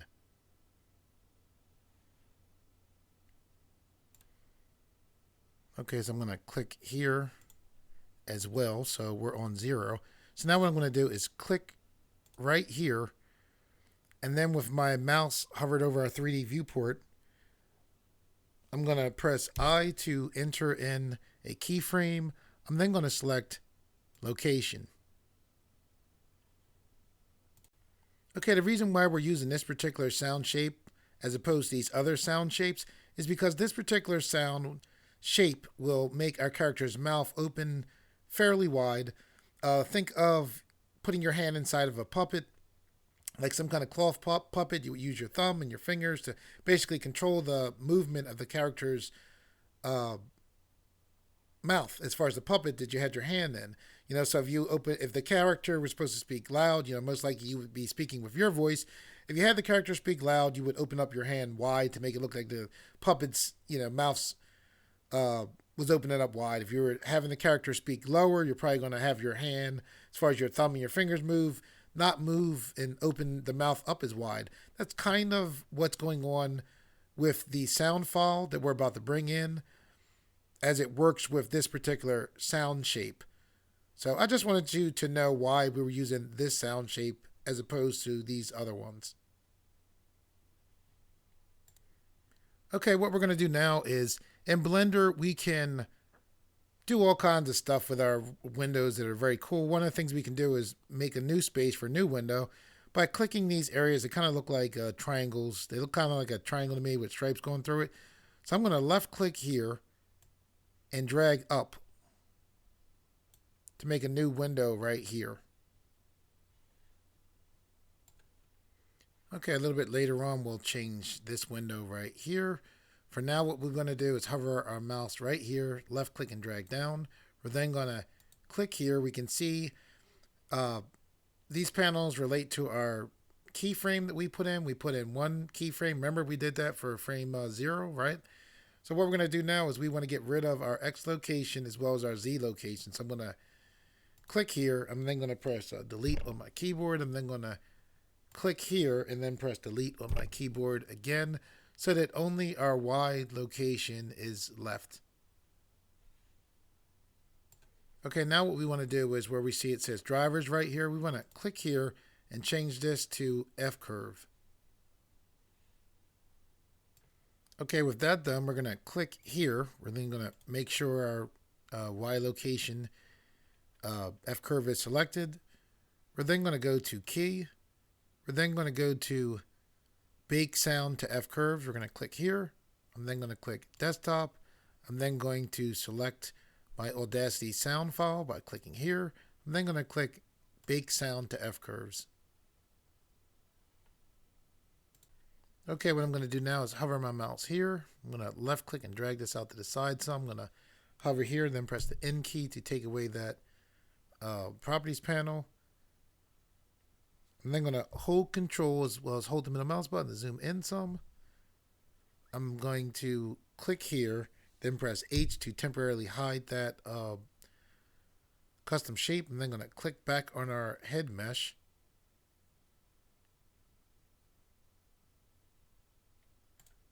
Then I'm going to click right here so we can see our drivers. So now let's click play and see what we have. Okay, it looks like the mouse movement is working well. I'm going to click pause. I'm going to click here to go back. When I say back, I mean back to the beginning of the timeline. Okay, previously we made this extra window here. What we want to do now is click here. Then we want to select the video sequence editor. So I'm then going to just left click right here. Okay, what we're about to do is bring in the sound file that is, making this animation happen for our cat creature head mesh. So we want to make sure we're on, frame 0, and we are. We're then going to click add. We're then going to go to sound. We're then going to go to wherever you keep your sound file, or placed it at, I should say. I'm going to click desktop. I'm then going to select my Audacity sound file by clicking here. I'm then going to click add sound strip. Okay, now that we have our sound file inside of Blender, what we want to do is click here where we see playback. We then want to go to where we see AV-sync and then put a check mark right here. Okay, and what that does is that basically tries to have Blender's animation stay up as far as frame rates with our actual sound file. Okay, so let's click play and see how this turned out.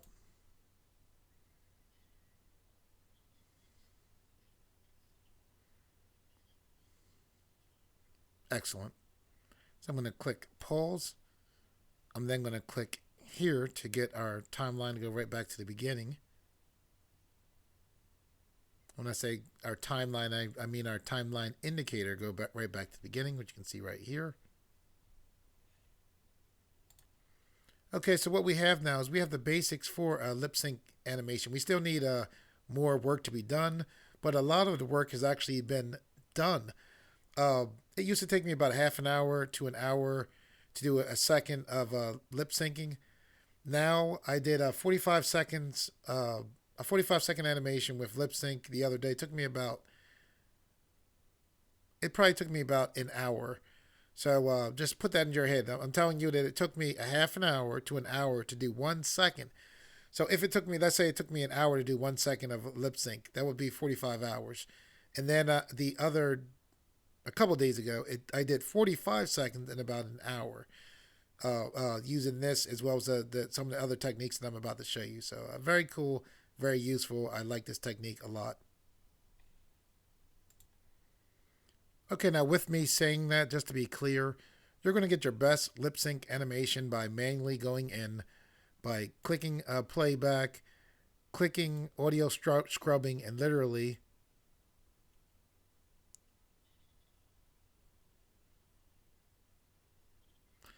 dragging your timeline indicator, and manually shaping each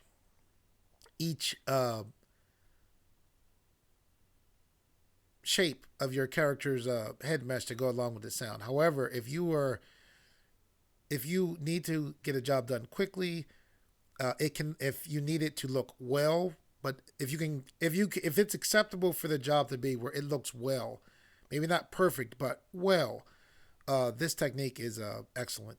So let's continue. Okay, what we're going to do now is I'm going to hold control as well as hold the middle mouse button, then zoom back some. I'm going to hold shift and the middle mouse button to pan. The reason why I was doing that is so we could get to this sound shape right here that has the O in it. Okay, while we're here, let's set up the camera so we see how our cat creature looks here, right? We can use this viewport to help us set up the camera. And the way we can do that is we can hold control, and then while holding control, hold the Alt key, and then while holding control and Alt, pressing the 0 key on our number pad on our keyboard. And what that did was that just made the camera jump right here to the current view that we were looking at, as far as what we were looking at before the camera came here. Okay, what we're going to do now is we're going to press the N key to bring up our properties panel. We're then going to scroll down. We're going to look for right here. So we're in the view panel. We're going to put a check mark here right next to lock camera to view. I'm then going to press N to take away that panel. What we can do now is when we press lock camera to view, that locks our camera to our view. So the way that we move around our viewport, our camera will now move the same way. So I'm going to hold control as well as the middle mouse button and then pull back. I'm then going to hold shift and the middle mouse button to pan some. I'm going to hold the middle mouse button to rotate. I'm going to hold control and the middle mouse button to zoom back some more. Okay, what we're going to do now is press the N key to bring our properties panel back up. We're then going to click here to take away that check mark next to the lock camera view. I'm then going to press N to take away the properties panel. I'm then going to roll the mouse wheel to zoom in so we can work better. I'm going to hold the middle mouse button to rotate. And I mainly did that to bring us out of camera mode. I'm now going to hold control and the middle mouse button to zoom in. Okay, with that done, I'm going to push this to the side just so we can see our objects if we need them. See right here, this view right here is still in camera mode, which is nice because we can work here and then quickly look here to see how our camera looks. So what I'm going to do here to make this easier to work with is I'm going to press N, and that brought up our properties panel right here. I'm going to scroll down in here. I'm looking for display.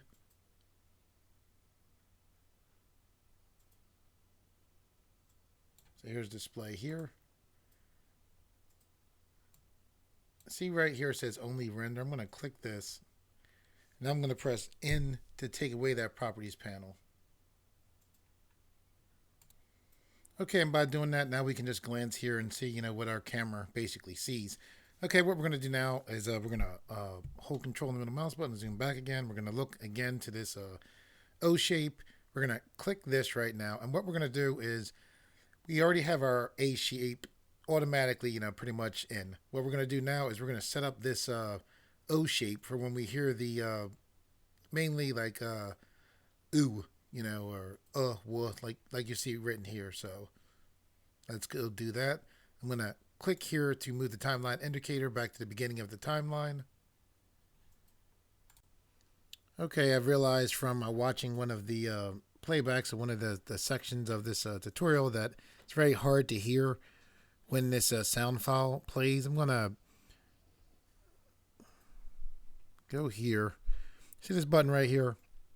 If you want to play a video file back that is directly from this viewport, you can click this button right here, and this button will allow you to instead of normally in Blender you'll render something out, right? And you'll see like all of this disappeared and the lighting and everything added. If you want to see a quick playback, you can typically click here. So long story short, I'm going to click here to play this so you guys can hear and see what this looks like as far as this even the audio lip syncing thing that I set up a little while ago that I thought you could hear that I realize now that for the most part you probably could barely hear. If anybody knows why this sound file, as far as my recording software, like when I play it back I can hear it, but when I play the video of this video tutorial I can barely hear it. So if anybody knows like why that is, even after I tried to raise up the volume, send me a note and let me know, and I appreciate that. So anyway, what we're going to do now is we're going to scroll down, see right here, this is where our video file is going to go. So I'm going to click here. I'm going to go to Documents. I'm going to go to Temp Files, Temp 2. The date is 12/23, December 23rd.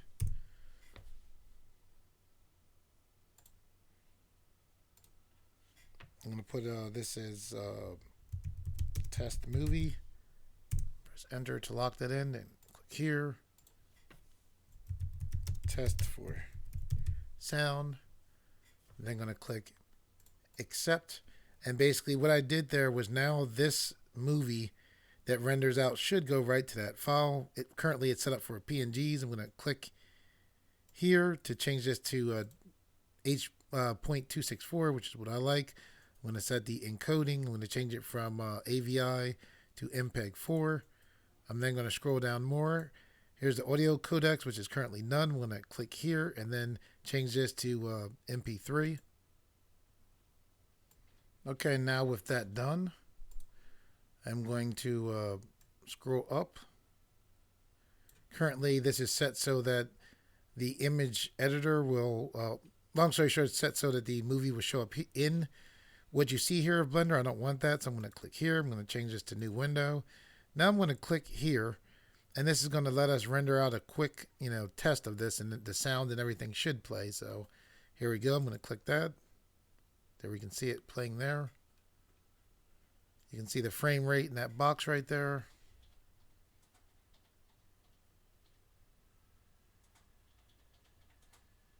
So our in frame is 250, so shouldn't take too long.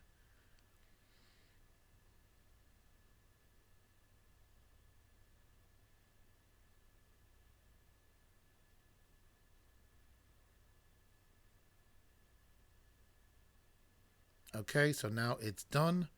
So I'm going to click here to close that window out.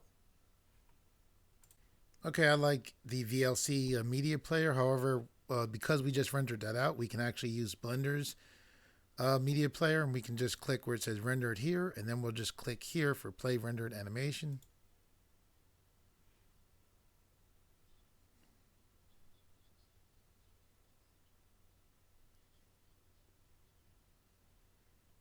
Okay, so I'll click here to close that. Okay, I just listened to the that section of this video tutorial. I saw that still the sound. You can barely hear it. So what I'm going to do is take that actual output movie file and insert that into the tutorial so you can see what this looks like so far, where you can hear the actual sound. Later on, I'm going to go watch some visual effects tutorials on Kenan Prophet's YouTube channel. Okay, so this is an interesting situation. So what I'm going to do is I'm going to show you how to go about setting up the basic shapes for this O on one O, and then hopefully you can figure out from that how to do it as far as the rest of the sound file. I apologize for the sound being low for here. Again, I'm not sure why that is doing that. Anyway, so what we're gonna do is I'll tell you where it's at, and you can hear it a little bit. So I'm gonna click play. Okay, so there's on, right? So it just said later on. So what I'm gonna do is go back. This whole part right here is pretty much on, right?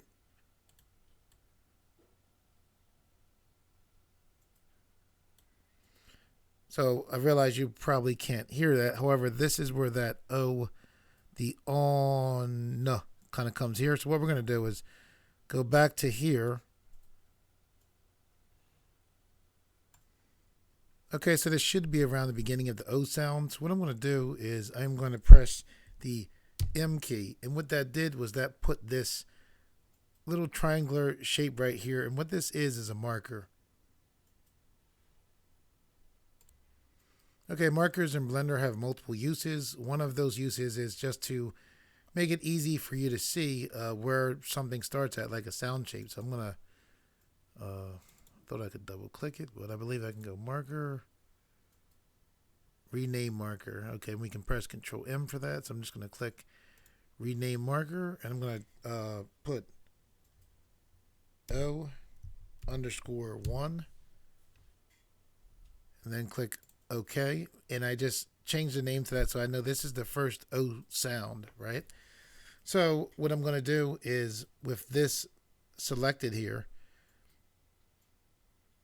I'm going to press G and then Z. And you can see there's my O shape right there.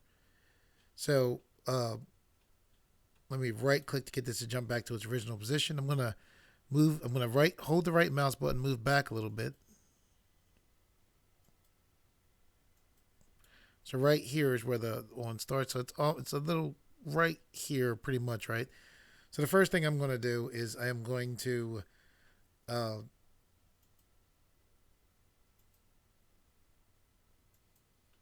make this easier, I'm going to click here.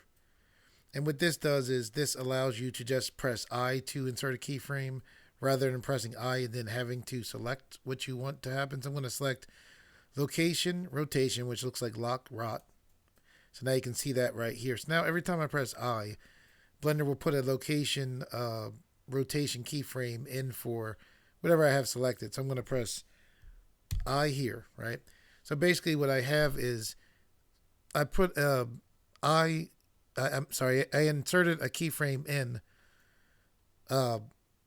for this to be basically not on, or think of it as like level 0, as it not being on, it being the sound shape as it being 0, and that as it being turned all the way on as it being 100. So right now this is 0, and that's what you want, right? Before you start. So then as we go into the actual sound,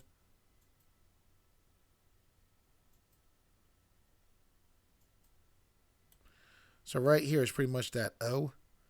Now what I want to do is I'm going to press G and then Z like that. I'm then going to left click to lock that in, right? So when I say lock that in, just to be clear, I'm locking in the movement of having this shape key be down, this shape key control be down, so that this shape key shows. However, we have to still insert a keyframe in for this shape to be in this shape. So what we're going to do is press I. So I put a keyframe in for this shape key, which is controlling the shape on the face, right? So now that's in. the shape key is what I'm talking about. Okay, let me see if I can show you in the same way I did it before. So let me actually set this. I'm going to change this to HD TV 720.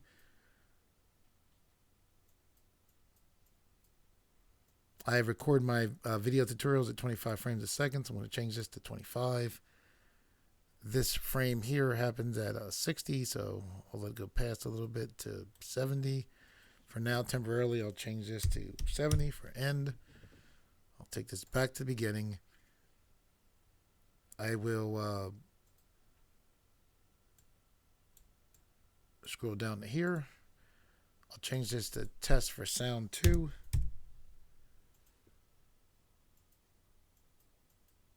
Click accept. Then I'll click here to go ahead and render that out. You can see it, rendering there in that little square.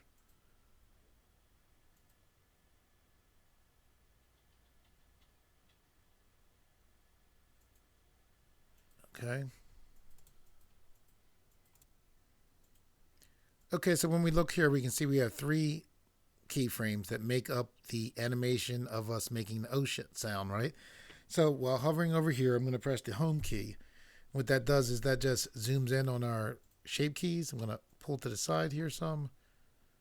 Zoom in a little bit more. Now you see as I zoom in, you can see there's actual 3 lines of, or 3 rows, I should say, of shape keys or columns, whatever. Right here you can see 3 things that represent our O animation, right? So what we can do now is I'm going to click here, change this back to 250, press enter. We can look for where there's an O sound, then we can just duplicate this to wherever that O sound is. This is a quick way that we can have our cat creature's head mesh match that O shape. So we already have the A's automatically put in for us. Then we look for the O's, and I think that O's tend to be very distinct as far as a mouth shape. So that's what we're going to do now. Later on, okay, so what I'm going to do is press play. So there was a go here, right around here. So the O starts right here, even though unfortunately you probably can barely hear that. So what I'm going to do is press M to mark that O shape, O sound.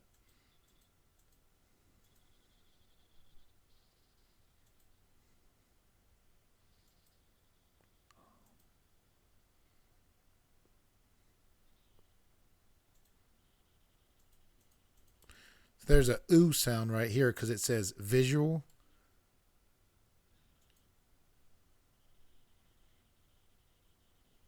Starts right around here, so we'll press M to mark that.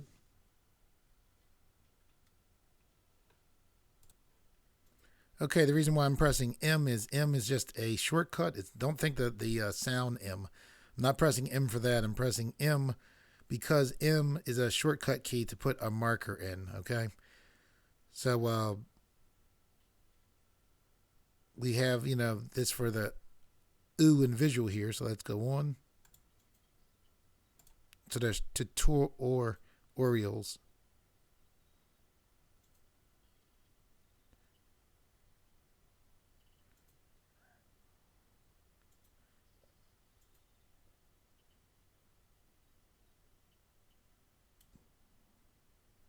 Okay, so we'll put an M here. So Canon Pra.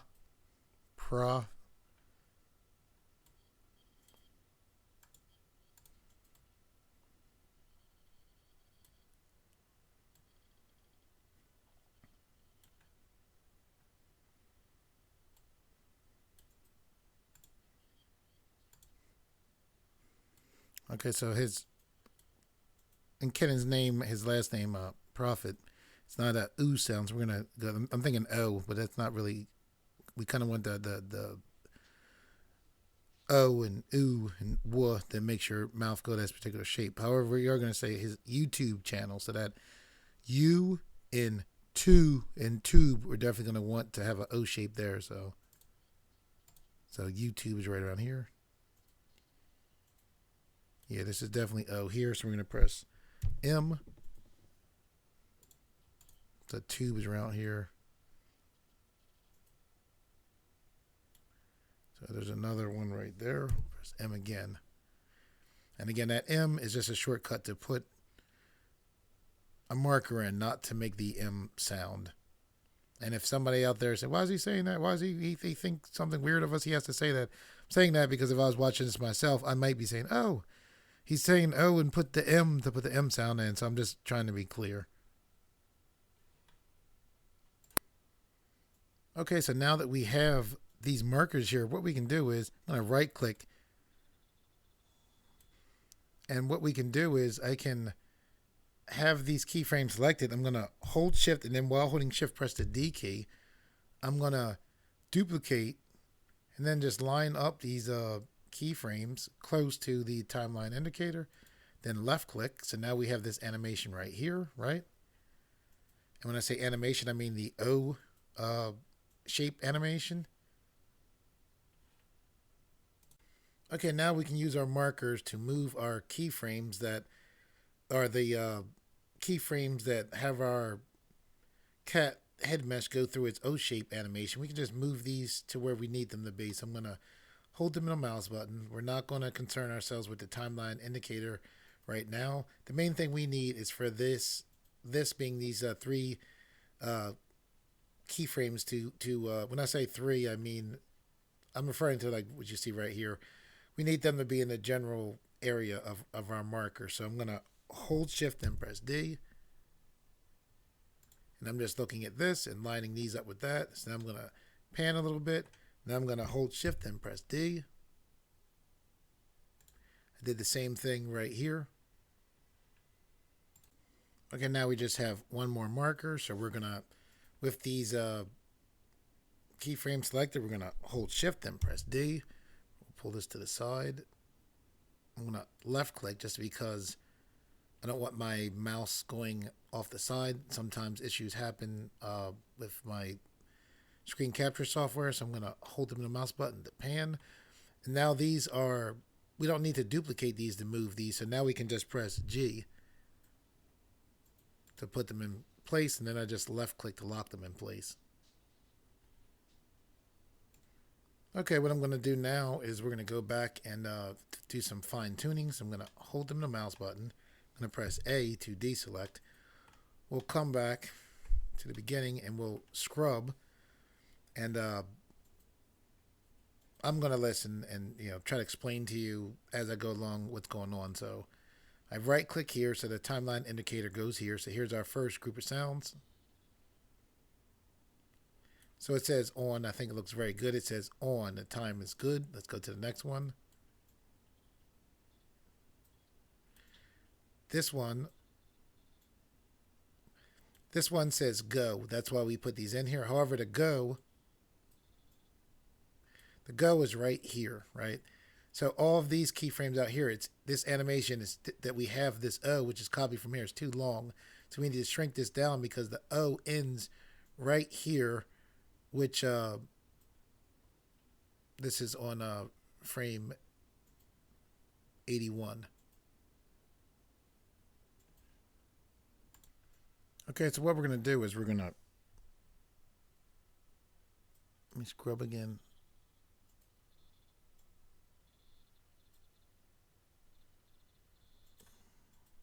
So the O is here. So what we want to do is we're going to press B for box select, grab this. We're going to press G and then move this back this way. We're going to press A to deselect. We're going to press B for here. We're going to press G and move that over one movement over. And that, what you want to be careful here is if you have these keyframes too close together, your mouth shape is going to look like almost like a machine gun firing, which you don't want. So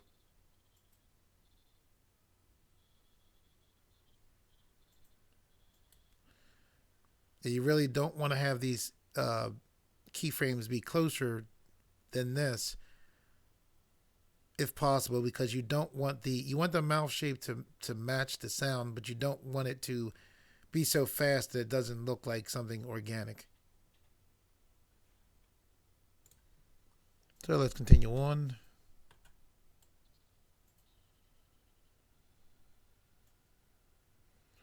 This I don't think we need because it's pretty quick. So we're actually going to come here, even though we had this a marker here, we're going to press X and delete those.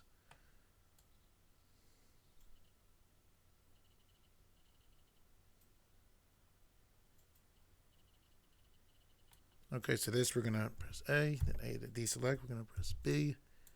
We're going to press G, move this here like that.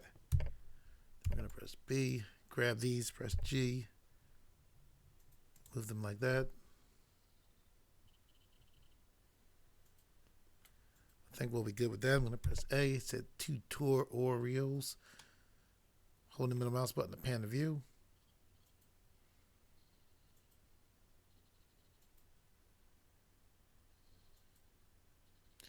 So this is U right here. So we're going to press A to select, A to deselect everything. We're going to press B for box select. We're going to press G, then move this over. And what we're trying to do is not have this being the keyframes be so close that they don't look organic with the animation. So I'm going to press B, draw a box select right here, then press G. I'm going to move these over one frame.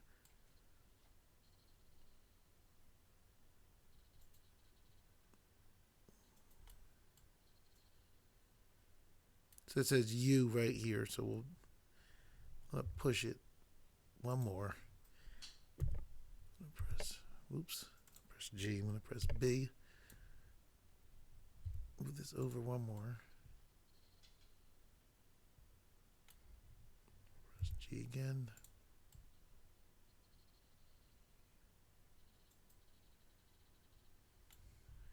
We're going to hold Shift and press D and duplicate this actually. Try this. So it says YouTube, which I think that'll work out well. Okay, let me render this out so you can see it. Okay, with that last video, you can see that we have the ooze in there. They're kind of quick. They probably could use a little bit more space in between the keyframes. And you can fine tune that for your own animation. For us, we're going to continue on. Okay, we're going to move on to blinks. Blinks work in a similar fashion to how we set up the O shape. Typically, when you have a character blink, the way a blink works is your eye shuts faster than it opens. Okay, so what we're going to do is scrub back to frame 50. I'm going to hold the middle mouse button to rotate the view. I'm going to click here, hold Shift, and then click here. And then I'm going to press I to insert a location rotation keyframe in for both of these armature bones, which control our ability to have our cat creature's head blink. Okay, with both of those armature bones selected, we're looking at frame 1 for our start. I'm going to hover my mouse here, then press the home key so we can see the entire animation. I'm then going to click right here so we can see just the keyframes for the bones that we're working with. So you can see here's the blink right here.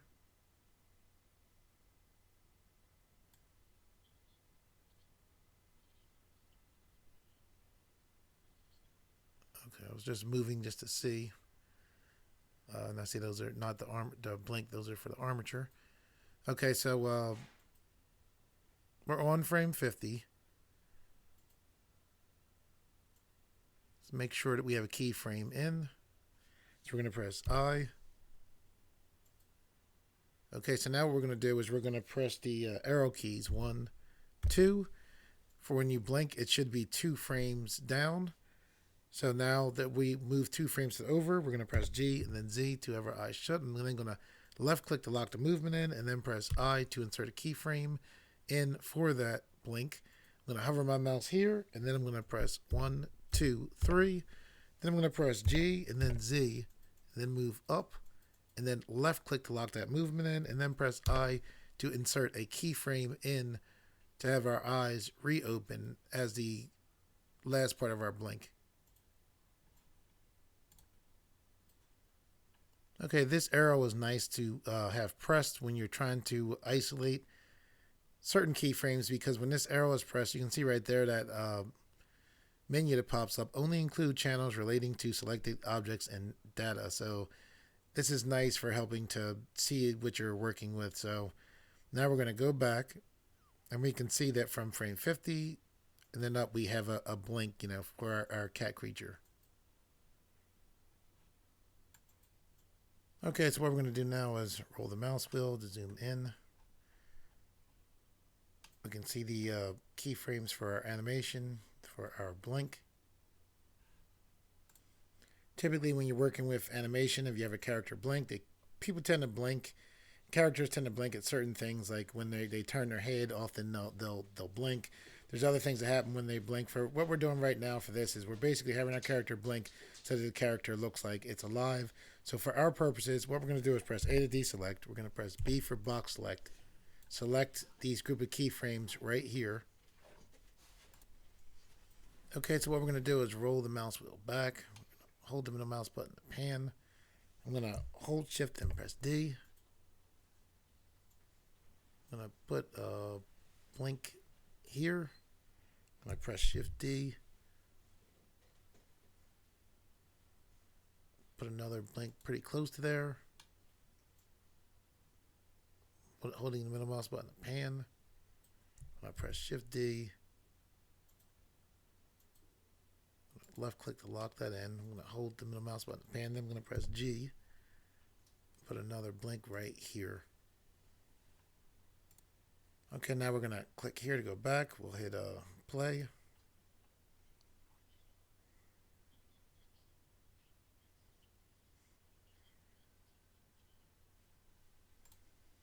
And that's not bad. So just press the pause button to pause it. I'll click this button to have the timeline indicator go back to the beginning of the timeline. Okay, what we're going to do now is hold the Alt key, and then while holding Alt, press H to bring back our hidden custom shape there. I'm then going to press A to deselect. I'm going to hold Control and the middle mouse button to zoom back. I'm going to hover here, pull this down some. Okay.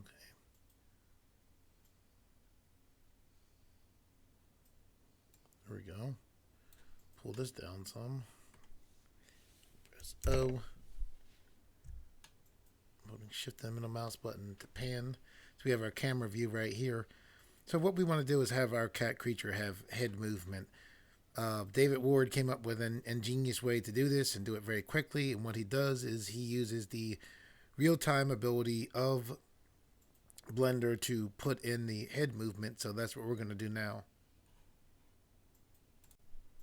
So pretty much what you want to do is grab onto your custom head shape bone. And what you're going to do is press R twice. So when you press R twice, you can see that you can move the head however you want to move the head, right? So I'm going to right click to get out of this. We can look right here and see our camera view. As a matter of fact, what we're going to do now is we're going to click here. We're going to select default. We're then going to press the N key here to take that away. We're then going to go right here, left click and drag to the side. We'll shrink this some. We'll press T to take that away. We'll zoom in here. We'll zoom in here as well. We'll press T. I think we'll use this for our camera view. So we're going to hover with our mouse hovered here, press O. We can just zoom in so now we can see what our camera sees. We'll use this to work. So I'm going to roll the mouse wheel to zoom back some like that. Okay, we want to have our cat creature look towards the camera, so we'll click here, we'll press G. And the cat creature for now will be looking right towards the camera. So what we're going to do now is press H to temporarily hide that control. Okay, so what we're going to do is we're going to click our custom head shape. We're going to click this button here, which is the automatic keyframe insertion button. We're going to play our video, and then as our video plays, we're going to move our cat's head direction wherever we want to move it in real time. So that's what we're about to do now. So what I'm going to do is I'm going to press play, and then I'm quickly going to press RR. You want to make sure you're at the beginning of your timeline as far as having your timeline indicator at the beginning, which we are. So now I'm just going to press play and press RR.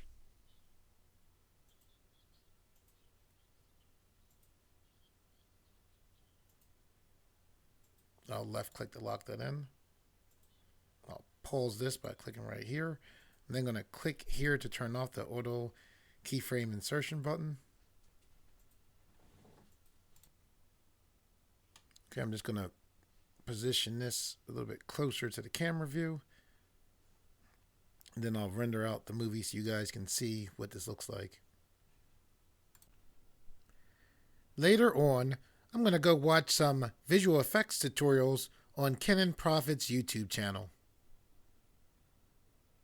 Okay, what we're going to do now is smooth out some of these motions for the head. So we're going to click here to go to animation mode. Right here, what you're looking at, this is our fcurve panel right here. What you want to do is press the space bar. Then you can search for simplify fcurves. You can see I already searched for it, so it's there. You're going to left click on this one time. Now that didn't simplify your curves right there. That just opened up a space that you can't see yet. I'm going to press the T key. Now you can see right here this panel that says simplify fcurves. So your fcurves, again, have not been simplified yet. What will simplify them is when you put a number in here. So you can either click here and see this takes, when you click here one time, that takes this to 0.030. I tend to like this to be a 0.020. So I'm going to click here and just manually enter the number in. So I'm going to enter in 0.02 and then press enter. So once this value is changed is when your fcurves are simplified.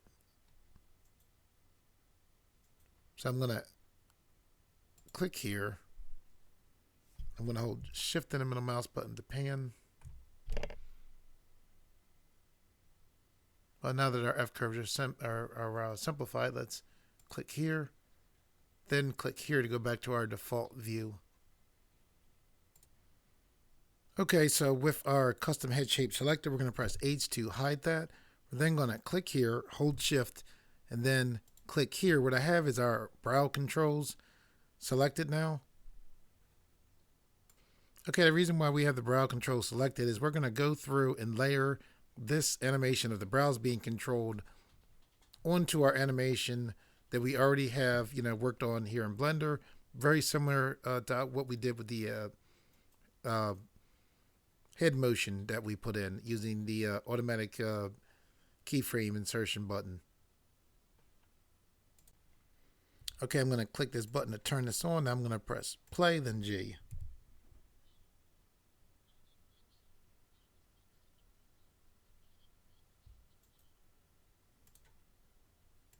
I'll click pause to pause that. I'm going to roll the mouse to zoom in some. Okay, what we're going to do is do that one more time. When we click here, we can control the, I'm trying to think of the right word. We can, how our cat's eyes are focused. So basically the cat's eyes are circular now. We can make the cat's eyes like focused in. You'll see what I mean in a moment. So I'm going to click here to make sure we're back all the way in the beginning.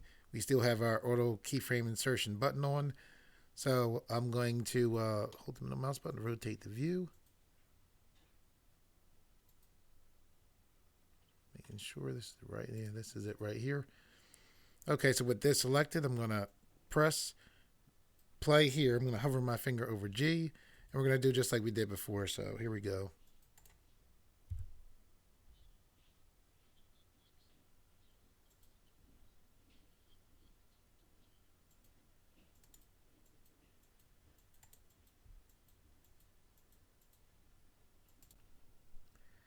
Later on, I'm going to go watch some visual effects tutorials on Canon Profit's YouTube channel. Okay, I'm going to click this auto keyframe insertion button to turn it off. as you work your way through making animations, as far as adding facial animations to your character, you can use this auto keyframe method to keep layering on animations to your character as much as you want. I would recommend for eyebrows you try to be subtle. Uh, Hopefully, you can see that it's a nice way to, I think, fairly quickly give life to your character. Okay, I'm just going to click this auto keyframe insertion button to turn it off. I'm then going to press A to deselect. Later on, I'm going to go watch some visual effects tutorials on Kenan Profit's YouTube channel.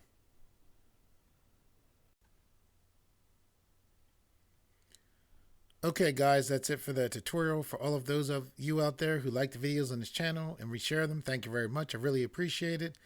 And for those of you who are new to this channel, if you like the videos on this channel and you would like to see more, please subscribe and thank you for viewing.